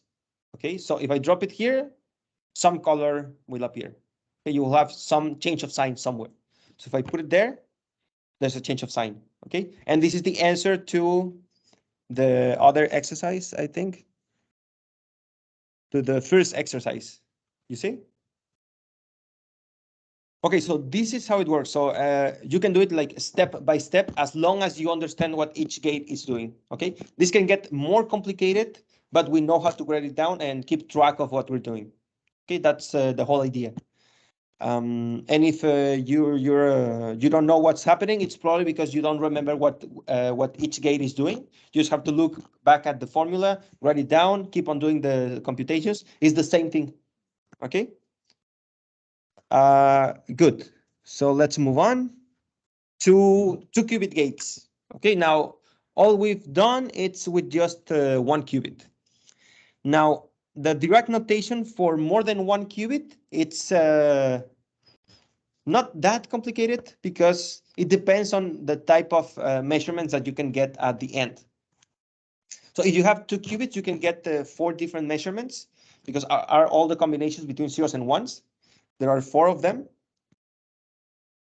And you need these coefficients to have some normalization condition. And the state, you write it down like this. So psi, it's a combination of additions and multiplications with these alphas, betas, gammas, and delta of all the possible outcomes of the experiment. So either 0, 0, 0, 1, 1, 0, or 1, 1. Okay, now the condition is that when you square each one of these and you add them up, it should give you 1. For example, let's say you have this one that has 1 over square root of 4 in each coefficient. When you square each coefficient gives you 1 over 4, and you have 4 of them, you add them up, that gives you 1. So this is a valid quantum state. The second one has 2 zeros on the right, so that means you have nothing on the 1, 0 and the 1, 1. And you have a superposition between 0, 0 and 0, 1. Okay? Good, so this is how you write it down. And the CNOT gate, I don't like this slide, this too many letters. Okay, so this is better. So let's say you have 2 qubits, because this is a 2-qubit gate. It will get 2 qubits and it will output 2 qubits. And the way you do it is you draw it like this. Now the small black circle is looking at the target. It's looking at the qubit on the top at its state. And based on its state, is going to apply a next gate on the target. Okay, so if the control qubit is on state 0, this gate does nothing. Okay, it's only activated when the control qubit is on state 1. So if you input 2 qubits on state 0, 0, after the CNOT gate, they will be 0, 0. But if the control qubit is on state 1, this will activate the CNOT. It will operate only on the target qubit. So when you apply it like this, you can see that the control qubit is the same before and after, and the target qubit is changed because the control qubit was on state 1. So this is how it works. But this is also a linear operation, because what happens if the control qubit is in superposition? The control qubit will be in both 0 state and the 1 state. Will you apply the CNOT or not? No. No, depends on the mathematics of how you describe this. So when you write this down, you can do it like on the equations. You don't understand what's happening because if you try to reason about it, it gets confusing, right? So you want to apply a conditional gate and on this energy, but this energy is both at the same time. So should I apply it or not? Okay. Now, and this is something that we say a lot in quantum mechanics is shut up and calculate. Don't reason about it. Just do the math. Okay. So, oh yeah, this is just one thing that we already talked, that these gates, when you apply it twice, it gives you the same thing. This is important mathematically, but because it allows you to do more computations. And now you're ready to talk about entanglement. And entanglement is produced precisely by applying a C0 to a superposition of states.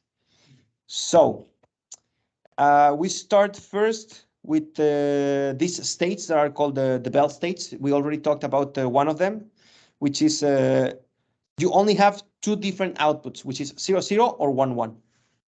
And you write it down in terms of the Dirac notation like this. So you have 1 over square root of 2 on the 0, 0, and 1 over square root of 2 on the 1, 1. And these are all the possible measurements on the quantum circuit. So, but the whole idea of entanglement is the state of one qubit depends on the state of the other. So in this case, if you measure the qubit is in state 0, the other one will be state 0, but could be reversed. Like if you measure your qubit is in state 0, the other one could be always reversed. And this is the other type of entanglement that we can build. And these are called Bell states because they look. So if you look at it like geometrically, these are like projections into hyperplanes of more dimensions, and it helps you do some geometry and linear algebra. But the idea is always that the states that you have, the state of one qubit depends on the other. So the what's on the bottom, as you can see, if you measure your qubit is state 0, that means you have this state. So the other qubit is in state 1. So you have it like the other one is reversed. And the other one that you can have is you measure your qubit is in state 1, then you know the other one is in state 0. Okay. Now, can you create these Bell states? Let's create our first Bell state here. And I think I skipped one of my favorite slides. Yes, this one. Okay, so we're gonna build entanglement. Now, the way this works is exactly as I was saying. So first we need to add another qubit. And then I'm gonna start with the C0 gate. So the C0 gate is here. Now you can see that the C0 on the 0, 0 state because all qubits start all the time on the 0 state. Now, if I apply the C0 to the 0, 0 state, I do nothing. So that's why here on the bottom, you can see the amplitude is on the 0, 0 state. And here the probability is always 0, 0 on the with a 100% probability. So the C0 is doing nothing there. But if I put the first qubit on the state 1, then the NOT gate should be applied to the other one. And this is where it's going to start getting confusing because of the notation that we use with IBM's quantum computers. Because you read the qubits here from top to bottom, but on the graphs here, you read the qubits from right to left. So that means that, for example, this state corresponds, let me see, okay. So the qubit 0 is on state 1 after the C0, and the qubit 1 is on state 0. And look at this. So you have to start reading from right to left. So the qubit that is on state 1, it's qubit 0. And qubit 1 is on state 0. So that's the next one here. Okay, so you read the qubits from right to left on these plots, and on the quantum circuit from top to bottom. So if I reverse it, now qubit 0 is on state 0. So that's the one on the right. That's why we have the amplitude here on the one with the 0 on the right and one on the left, because I changed the qubit 1 to the 1 state. Now I can change both, and I will get the 1, 1 state. And if I apply a C0 on this, what will I get?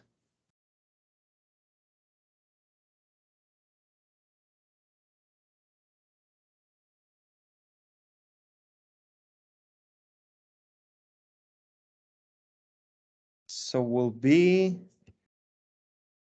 the second one. Yeah, because the Q0 will not change, okay, because it's the control qubit. So this will always be in state 1. So the first one on the right will always be 1. But qubit 1, you change it from 0 to 1 after this NOT gate. And then you have to apply a NOT gate, okay? Because you have 1 on the qubit 0, which is the control. So you have to reverse it. So it's like you applied 2 NOT gates. And 2 NOT gates does nothing. So you end up with the 0. So that's why you have the 0, 1 here. Okay, but what happens if I start with the qubit in superposition? So this qubit is 0 and 1 at the same time. And then I apply a CNOT. Do I apply a NOT on the other qubit or not? Shut up and calculate, okay? So what we do is we look at the math. There. So the state that we want to produce on the Dirac notation is the one here on the right. So the one on the right is exactly the one we want because it's the 0, 0 plus 1, 1. And the way we do it is the state is right down like this, 0, 0. This is the state at the beginning of the circuit, right? Both qubits on state zeros.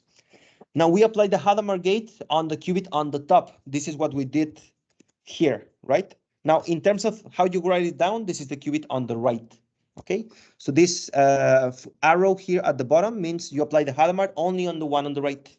And this works like a multiplication, okay? It's actually called the tensor product. It's something that we can write down, but I can tell you how it works in terms of symbols. So what you do is you separate it like this. So it's like you concatenate the gets, you deconcatenate, and then you apply it on the one that corresponds, so the one on the right. And you know the formula for this, right? So you know the Dirac notation. The formula is exactly like this. So it sends the state zeros to this addition. And then you distribute as you see in secondary school. Like you assume these things are X and Y's and you just concatenate them. And you end up with this state. Now, this state is not the state that we want. So after this, we need to apply a CNOT gate. But the CNOT gate will be controlled on qubit 0. Qubit 0 is a qubit on the right, okay, because it's the first qubit at the top. So that means the CNOT will be controlled by the qubit on the right hand of each ket. Now we have only 2 kets here, the 0, 0 and the 0, 1. We know that this is linear, so that means we can only apply the CNOT to each factor. So we break it down into pieces. The first one is the 0, 0. What happens to the 0, 0 state when I apply the CNOT? Nothing, right? So that factor will remain exactly the same. The next one has a 1 on the control qubit. So that means I need to change the other one, okay? And I do it factor by factor. This is called linearity. So that means after applying the CNOT, the factor on the right will have 1, 1 instead of 0, 1. And that's exactly what we wanted, okay? And this is an entangled state, right? Because if I measure 1 qubit and it's on state 0, the other one is in state 0. If I measure 1 qubit and it's in state 1, the other one is also in state 1. And when you do it here, you can see that the amplitudes, again, you have 1 over square root of 2, which is this 0.70. And you have the same amount on the 0, 0 state and the 1, 1 state. And the other states are impossible to get. So these two are the only ones that you can get. Okay, so that's entanglement. Any questions?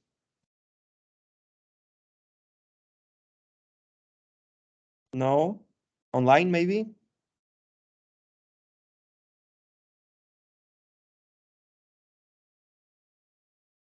Okay, so either everyone gets it or everyone is very confused. I'm gonna assume that you all get it. So, and you have different flavors of entanglement depending on the signs or the states that you use. And you can build them all in the quantum circuit. So why don't you do that? Okay, how would you build the other ones? You will need some minus signs. Look, so the first one is with a minus sign on the 1, 1 state. How do you change a sign?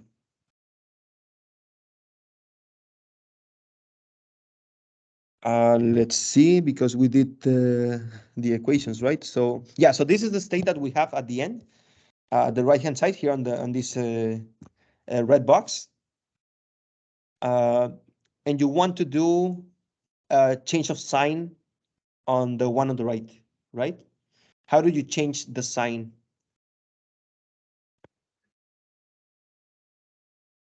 Exactly. It doesn't matter because, yeah, exactly. So you can apply a C on each one of the qubits. So if I go here and I apply a C on the first qubit, it will change the sign of all the states that have a one state for the 0 qubit.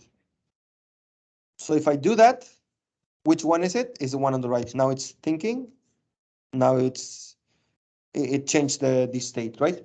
But if I also move it to the other one, I will get exactly the same thing, right? Because this one was 1, 1. So it means it's a state 1 on both qubits at the same time, right? And on the 0 state, we know that the C gate does nothing. So that's why this works. Now, there's another way to do it. So, for example, if I start with this qubit in superposition that doesn't have signs, we can apply the sign before. And we know that happens when we apply a NOT gate here. Okay.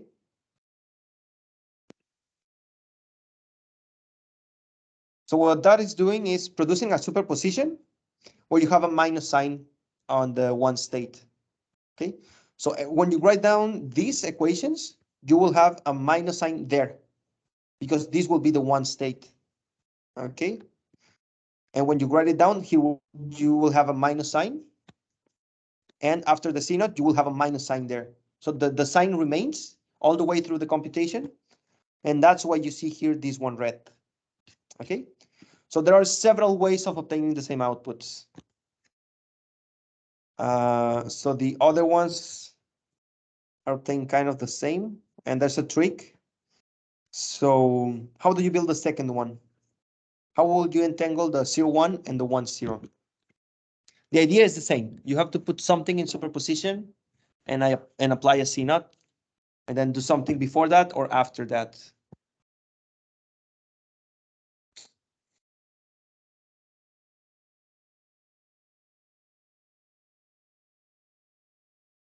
Okay, so let's see. Let's say I start with my qubits on the one state. Okay, now I put the first one in superposition. And then I apply the C0. What happened there? Actually, let me remove this. Okay. So, and look, all I was doing was playing around with this H and the C0 and putting some knots here and there until I saw the colors. But when you do that, you can also look at the gates and then start analyzing the computation. So what were you doing exactly? So here, you put the first qubit in superposition, and the other one you change it to the state 1. So that means, probably I can write it down here.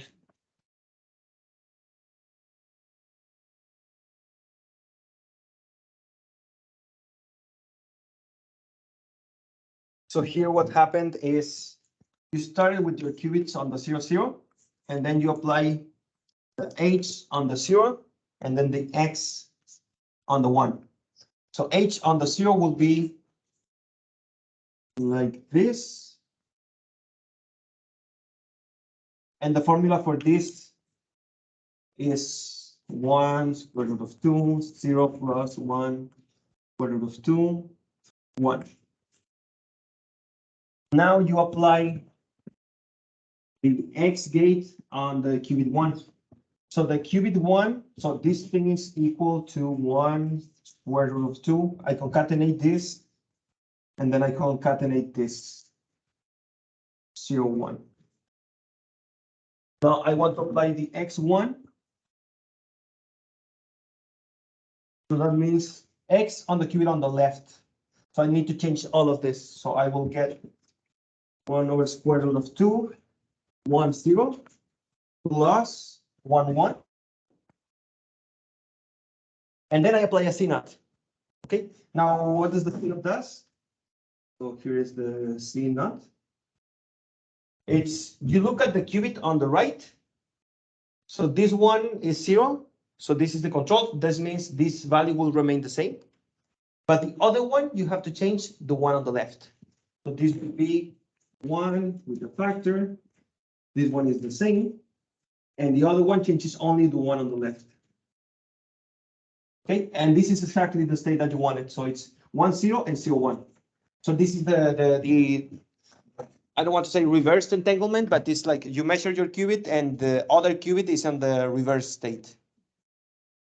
And you can change a sign if you apply a NOT gate there, because the Hadamard will give you a minus sign on the 1 state, right? So you apply it there and you have a sign. Okay, so that was the last exercise. I hope this was clear. Are there any questions?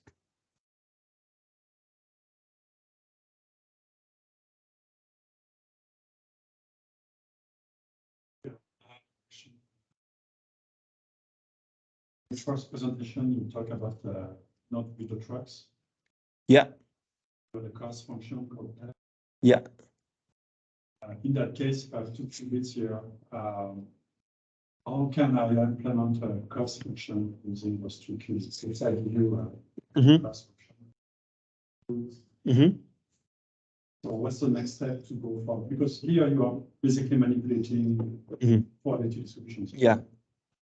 But in real life, you have always the cost function minimized. So what's the process to go from here to? Yeah, we have an algorithm for that. This kind of problem is called combinatorial optimization. Okay. Combinatorial means you have a lot of different paths to explore. And we have an algorithm called quantum approximate optimization algorithm. Okay. And the way you do it is you create this object in physics that measures the energy is called the Hamiltonian.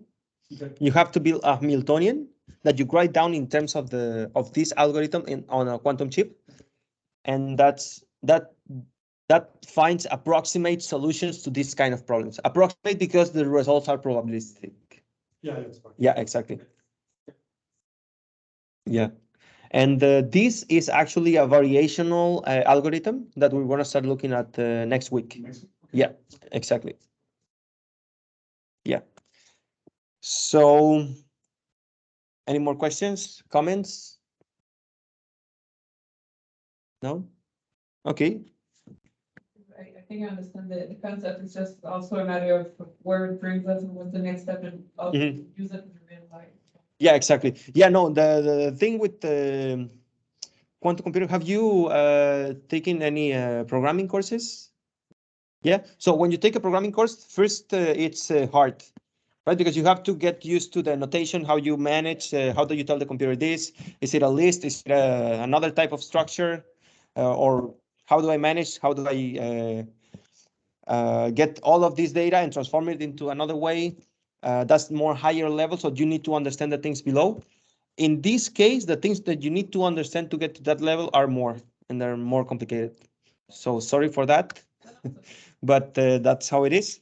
But yeah, so after this, we are ready for quantum teleportation. Quantum teleportation was also, it uses entanglement, and this has been verified in 2017 between ground to satellites laboratories. And yeah, so apparently this works. Quantum teleportation is not a probabilistic experiment. This is something that you can prove like all the time because it uses an entanglement. So as you can see on these states, you don't need probabilities. Like once you measure one qubit, you know the state of the other. You don't have to produce the probability distribution. So, and this is based on something called the known cloning theorem. So the known cloning theorem says there's no such thing as copy paste on a quantum computer. So you cannot have 2 qubits input to a 2 qubit gate and do copy paste from one state to the other. Why not? Because you can write it down and you can prove it mathematically. Okay, so you will have to believe me that. So there's no such thing as that, but as a cloning gate. But if you are a third qubit, then you can do it. So, and that is called quantum teleportation. So quantum teleportation is a way around the no cloning theorem by introducing a new qubit. And you can do this in kind of a story. So, and actually this is more or less how the experiment on the satellite to ground experiment was done. So you have two persons, Alice and Bob, and each one of them has a qubit. Okay, and Bob is going to move to space, and Alice would like to send information to her via those qubits. So she actually wants to send another qubit, the state of another qubit to Bob. But Bob is now living in space. So how will they do it? And there's a way to do it. So the first thing they need to do is they entangle their qubits. Okay. Now, after they entangle their qubits, Bob moves to space. Now, Alice cannot talk to him unless she wants to send some information. Okay. So in this case, now Alice is on Earth and she's working with the quantum computer and she finds a quantum state that she wants to send to Bob. Okay. But this is a quantum state, so this could be a superposition. So if I measure it, I will get probability distributions. I will not send the quantum state, I will send the probability distribution. And I know that there are different quantum states that give you the same probability distribution. So I do not want to send probabilities. I want to send a quantum state. So I don't want to measure this qubit and tell her what the result is. So what I'm going to do now is entangle the two qubits that Alice has.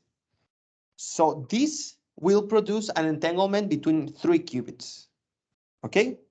Now, I know I only talked to you about the entanglement between 2 qubits, but between 3 qubits, it's the same thing. So the state of 1 qubit depends on the state of the other 2 qubits. And this is the same for each one of the qubits. Okay, so you have something like that. You can write it down mathematically. You can understand what are the states and what's going to happen when you write it down. Actually, we are going to do it.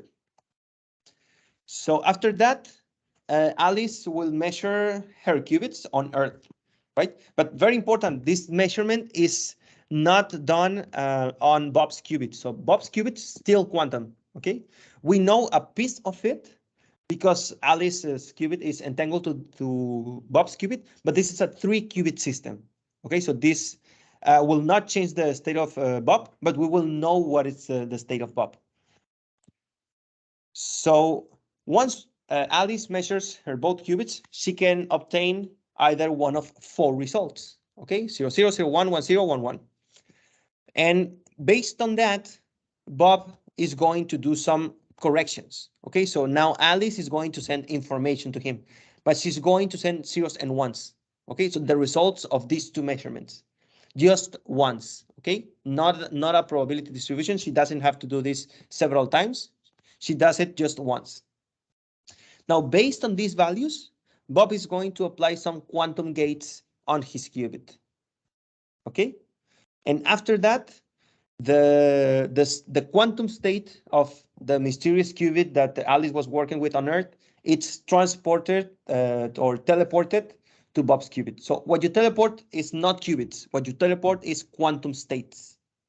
Okay, and that means is when you write it down like this, you have a state that you can see on one of the qubits. When you do the mathematics, you can see that the state is now living on the other qubit. Okay, this is how it works. Okay, any questions about the protocol? This is just like the story of how you would test it. So you have 2 entangled pairs, right? You have the yellow pair. Yeah, so yeah. So first you have 2 entangles. These are the green ones. And then you entangle the Alice's qubit that is entangled to Bob's. You entangle it with this mysterious qubit that has a state that you want to teleport. Yeah, and at the end of all of this, the state of Bob's qubit is the same as this one. Okay. Good. Now, if we want to teleport a state and we want to look at it on the quantum composer, we're going to be using something that is very simple to look at to identify with the eye, because we want to be looking at each one of the computations. So this is the state that we will teleport. Okay, we want to put the qubit on this state. We know how to do it. We just need to apply this gate called the Ry on -π/3 angle. Yeah, I'm not sure I know the formula for this, but apparently after this gate gives you this state, okay? And that's what's gonna be important. And you look at these numbers on the amplitudes, so you have a -1/2 here, and square root of 3/2 there with a plus sign, okay? Now, this is the quantum teleportation algorithm. What I'm gonna do is I'm gonna do it on the quantum composer, and I'm going to tell you what's happening at each step. So first I need 3 qubits, okay? Now, so the qubit that Alice has, it's qubit 1, and Bob's qubit is qubit 0, so it's the one on the top. So what I'm going to do, the first thing is they need to entangle their qubits, and we know how to do that. So we put an H gate there and a CNOT. Now, qubit 0 and qubit 1 are entangled. Now I'm gonna put a barrier there. If I double click on the barrier, I can extend it like this. Now, after that, Bob is in space. So qubit 0 is inaccessible until we send him some measurement values. So now qubit 2 comes into play. So qubit 2 is the one that I want to teleport. So I need to create a state that I want to teleport, which is created with this RY. I'm gonna put it here. I'm gonna double click on it and change this value to -π/3. And you will see, okay, so here on the right, let's try to understand this, okay? So here on the right, you see that this qubit is now on this superposition between a big blue and a small red for the 0 and the 1 states. But this is the qubit on the leftmost part of it, okay? So actually, let me just remove this. Okay, now here, the qubits on the right, these are 0, 0 and 0, 0. Okay, so that's the 2 on the top, they're 0 all the time. But the one in the bottom, it's the third qubit from the right. Okay, so this is the first qubit here. So first you have a 0 blue on the, probably this 0.866 is square root of 3/2. And the other one has a minus sign, and it's smaller. And I think this one is 1/4 squared, 1/2, yes. So that's why you have a 0.5 there as a coefficient. So this is how you read it on the multiple qubits. And what's happening now, it's we put this one in superposition first, and it produces some quantum state, okay? Now, from here, what we need to do is now Alice finds a qubit that has this state, okay? So I'm gonna put a barrier. Now the barrier does nothing, it's just to visualize this on a layered fashion. So you can see the steps of the story with easier with the layers. So they entangle their qubits. Bob moves to space. Alice has a mysterious qubit that she wants to send. So what she needs to do is entangle the qubit that she has that is already entangled to Bob's and this mysterious qubit. How do you do it? With the Hadamard and the CNOT. So in this fashion. So you need to apply a CNOT reversed between these two. If you double click on it, I think, yeah, you double click on it and change this to qubit 2. Okay, so it reverses. So you can choose the control qubit and the target qubit. Control is on the Yes, the control now is on qubit 2, right? So this will not change, but it will apply the CNOT on qubit 1. And then you apply a Hadamard gate here, I think. Okay, this one here. Now, this is actually this is called a Bell measurement. So it's something like a projection to a subspace. So, but it's not important because we're not gonna be using it in that way. So we're only gonna be looking at the possible measurement outcomes of the qubits. So once we're there, now Alice has entangled the 3 qubits, and now she needs to measure both of her qubits. So Alice has qubit 1 and qubit 2. So we need to measure qubit 1, I'm going to put a barrier first. Then, so this is the measurement. I'm going to measure this qubit and also the other, but I'm going to send it on different places. So this double line with the C1 is called a classical register. So we're saving the results of the measurements there, but we need another one. So I'm going to add one with the edit, manage registers, and probably add new one that is going to be called D. And this is going to be for, so this is for qubit 2, and the other one is for qubit 3. Oh, no, sorry, it's the other way around. So this is qubit 1, and this is, what am I doing? Qubit 1 and qubit, okay, number of qubits. Okay, oh, damn it. Okay, there. Yeah, but I can just copy paste this. If I do this, Control Z, Control Z. Then I just add another one. Number of qubits, 1 qubit. Then I paste this. Okay, there we go. Now, this value is saved on the C register, and the other one, I want to save it on the other one. So I'm going to get here. So the C bit is the classical bit where I want to save it. So I'm going to change it to the other one.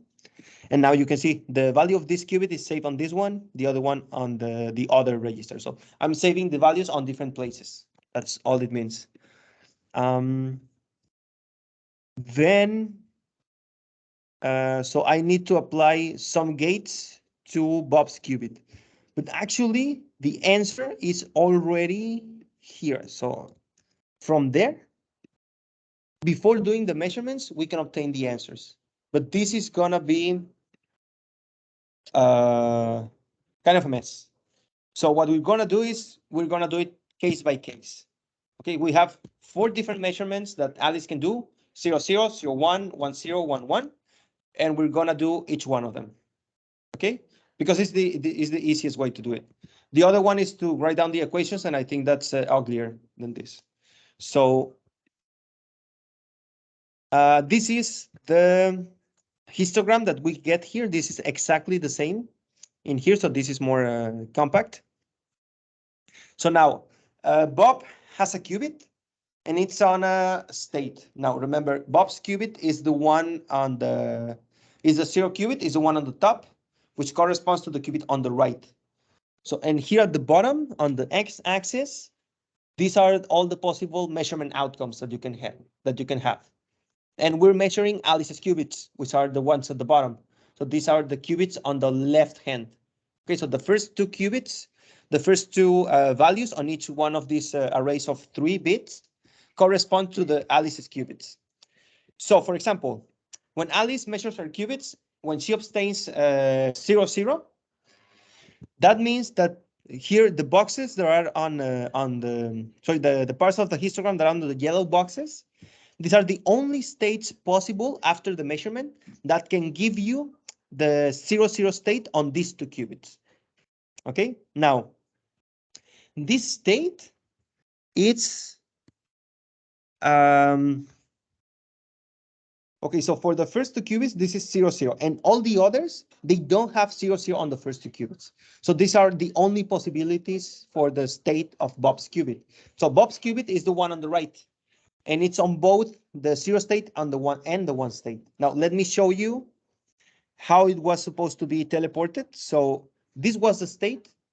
It had a big blue on the 0 and a small red on the 1. So, and when you look here at the ones on the yellow boxes, it's a big blue one and a small red one. Okay, so this is exactly what we wanted. Now Bob's qubit after this measurement is exactly in the state that we wanted. So we don't need to apply any gates. If Alex obtains these 2 values, she sends these values. Bob sees double zeros, and he already knows that he has the state that was on Earth. But the other value Alice can obtain is 0, 1. So this corresponds to the states here on the x-axis that start with 0, 1. Now, the ones with yellow boxes are the only ones that start with 0, 1. And for Bob's qubit, you can see there's state 0 and state 1. And now the big blue is on the 1 state for Bob's qubit. Okay, so, and the small red is on the 0 state. So that means I need to change those two. How do I change the states? With the X gate. Okay, so in this case, I apply the X gate, and then I recover the quantum state that that was on Earth. Okay, are there any questions so far? I'm trying to be really methodical. It's next to this is analyze the other two cases. Okay, okay, good. So in this place, now Alice is measuring 1 on the first qubit and 0 on the other. So from left to right, we should read on the bottom, on the possible measurements, 1, 0. The ones on yellow boxes are the only ones that start on 1, 0. Now, Bob's qubit, it has a big blue and a small blue, okay? But we need a small red on the 1 state. How do you change a 1 state with a sign? With the C, okay? Now, this is one of the applications of the C. So you see the sign, and it's important. Okay, you cannot visualize it in terms of probabilities, but when you want to do computations like quantum teleportation, that is used a lot, by the way, you really need these signs because what you're doing is actually a pure quantum computation. So, and the last one is Alice is measuring 1 and 1. Now, for this, what do you need to do? So these are the only ones that start with the 1, 1 on the left. And you can see the Bob's qubit is on 0, 1. Now for this, the small one is on the 0, but it's supposed to be on the other. So we need to apply an X gate to change that. And we also need to apply a change of color with the C gate. Okay, so we need to apply both the NOT and the C gate. And actually, every time the first qubit, like for example here, the second qubit, the Q0, was measured on the state 1. Then you needed to apply the NOT gate. And when the first qubit, the qubit 0 was on state 1, you needed to apply the C gate, right? And this is the logic that we're gonna do, because now the circuit looks like this. And now when we save these values, we know this can be either 0 or 1. So based on this value, I'm going to apply a NOT gate to Bob's qubit if this was a 1, okay? And the same thing for the other qubit, but now with the C gate. So if I go here and I measure the first qubit, oh, sorry, this is, which one should I measure? Q1, and this control the NOT, okay. So I measure Q1, and this should control the NOT. So based on this value, I'm gonna put a barrier there. Okay, so I measured this qubit. Now I want to apply a NOT gate to Bob's qubit, which is the one on the top. And here I take this one if, I drag it on top of the if, and now it's applying the NOT gate based on this value, but I want it on the other one because I just saved this value to use it for the NOT gate. So this, I double click on it, and then I change here to the value.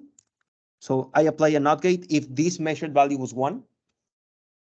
Okay, I apply on this one, and it should look at the other classical register. So it should be looking at this row, okay, which is where I save this value. Now I do the same thing, but now with the C gate. So now for the C gate, you can see there's another path here. So I measure this one, I save it, and I apply the C gate to Bob's qubit if the measurement was equal to 1. Now I do that in exactly an analogous way. So I go measure this one, but I need to save it on the other register. So I double click on it. I save this on the C register. That's it. Now with this value, I need to go change here with the C. And the way I do it is I drag the if, and I check that this conditional is It's applied when it's equal to 1. So I need to double click on it, go to the bottom, change value equal to 1, and that's it. So now, okay, so this is the whole protocol. Now, after all of this, Bob's qubit is on the state of this mysterious qubit. Now, let me go back to the mysterious state that we wanted to send. So it looks like this. It has a big blue on the state 0 and a small red on the 1 state. This is for Bob's qubit. Bob's qubit, it's the one on the right-hand side on the strings. Now, when we go to this state vector simulator, in this case, we have something on the first 2 qubits. It doesn't matter what I have, but on the other qubit, I have 0, 1. So that's a superposition between the state 0 and 1s on Bob's qubit. Now, for the 0, I have a big blue one, and for the 1, I have a small red one. So that means I teleported the state to Bob's qubit. All of this is in Bob's qubit, because if you look at the first 2 bits, they're 0, 1 and 0, 1. So these are measurements that Alice obtained on both her qubits. So this is probabilistic in the sense of what Alice will obtain, but not on the quantum state that Bob produces. And this probabilistic part is classically simulated with some probability generators. And you change these probability generators with this thing on the top that is called the visualization set. So this is 97 now. It uses that number to produce a random number. If I change it, the result might change or might not. Okay, now 98 is stay the same. If I change it again, it will move to another place because now the values that Alice obtained may be different, okay, depending on the random numbers. But look, now she measures 1, 1. These are the ones on the left. But Bob's qubits are 0 and 1, and the state is the same. So the big blue is on the 0 state, and the small red is on the 1 state. So, and you can keep on moving this. You might obtain different values, but it's always the state on Bob's qubit that you wanted from the beginning. Okay, so, and you can obtain all of this in different places, and where is it depends only on the measurements of Alice. So that's quantum teleportation. Are there any questions? Yes.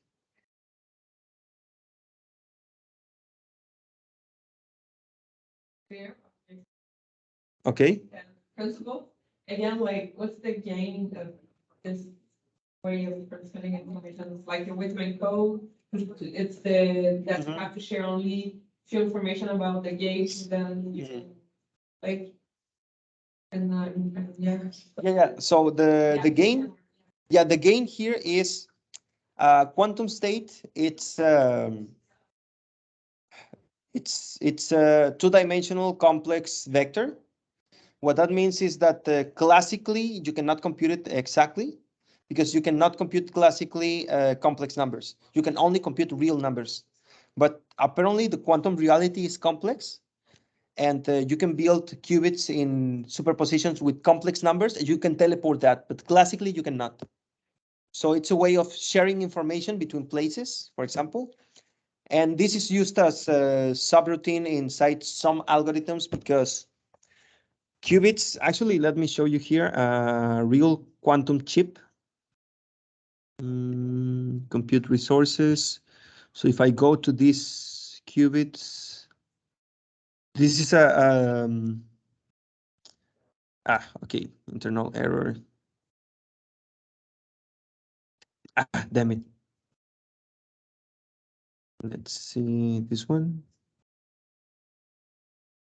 Okay, it's not working, but so when you build circuits, there are qubits that are connected. They're like in it's like a lattice, like a gray. So some of them are connected, but the ones that are far away are not connected. So if you want to send the state of 1 qubit to here because you want to use it in other kind of computations, what you do is teleportation because it's simpler than just passing that state through all the paths in this chip. That's one of the ideas. It's very technical how you use it, but it is useful. Yes. Any more questions? Maybe online?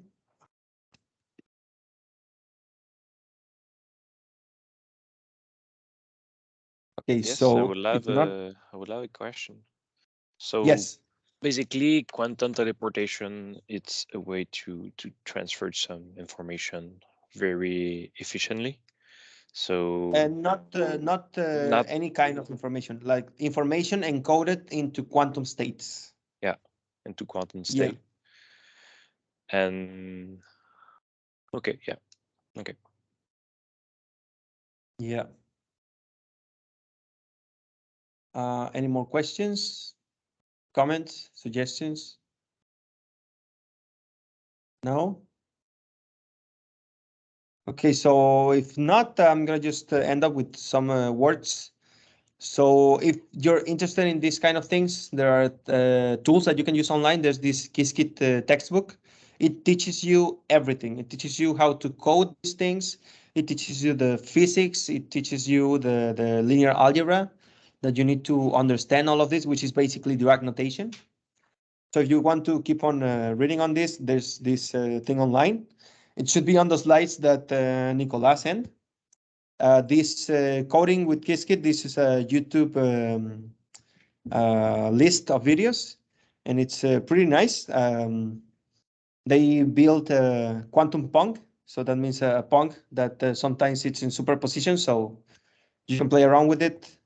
And that's it. So any other thing?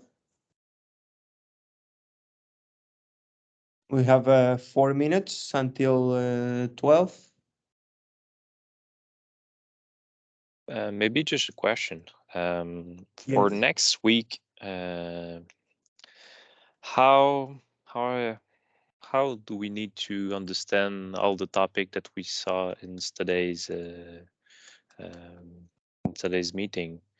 Could it be a chance that I'm lost next week if I didn't understand everything that we saw today, or how deep will you go next week? Okay. So quantum teleportation, will not be necessary that you understand it, but it's important that you understand how the operations work, like the states of qubits, how do you call it? The gates, the operations they do, how they work on 1 or 2 qubits. But So basically, it's understand yeah. everything that we saw today, You don't have except to the understand the teleportation last part. algorithm. But Yeah, exactly. Yeah, and you have all access to the slides, right? Yeah. Okay, so if you we can, have access, but as you no? have animation in the PowerPoint, we miss a lot of thing in each slide. We just have the Yeah. first state of each slide and not everything that you add at the Yeah, I end of know your it's animation. this thing we use for the presentations because we use Keynote. We can do pretty nice animations, but when you convert it to PDF, it's kind of messy. We still don't know how to solve it. But yeah, sorry. But I mean, try to follow the slides. If at some point you don't remember something that you think is important, write me an email. Here's my email. I'll try to get back to you as soon as I can. Also, So- the presentation will be taped, so it will be available on the website. This was taped? Yes. Okay, good. That's better. Okay. Does that answer the question?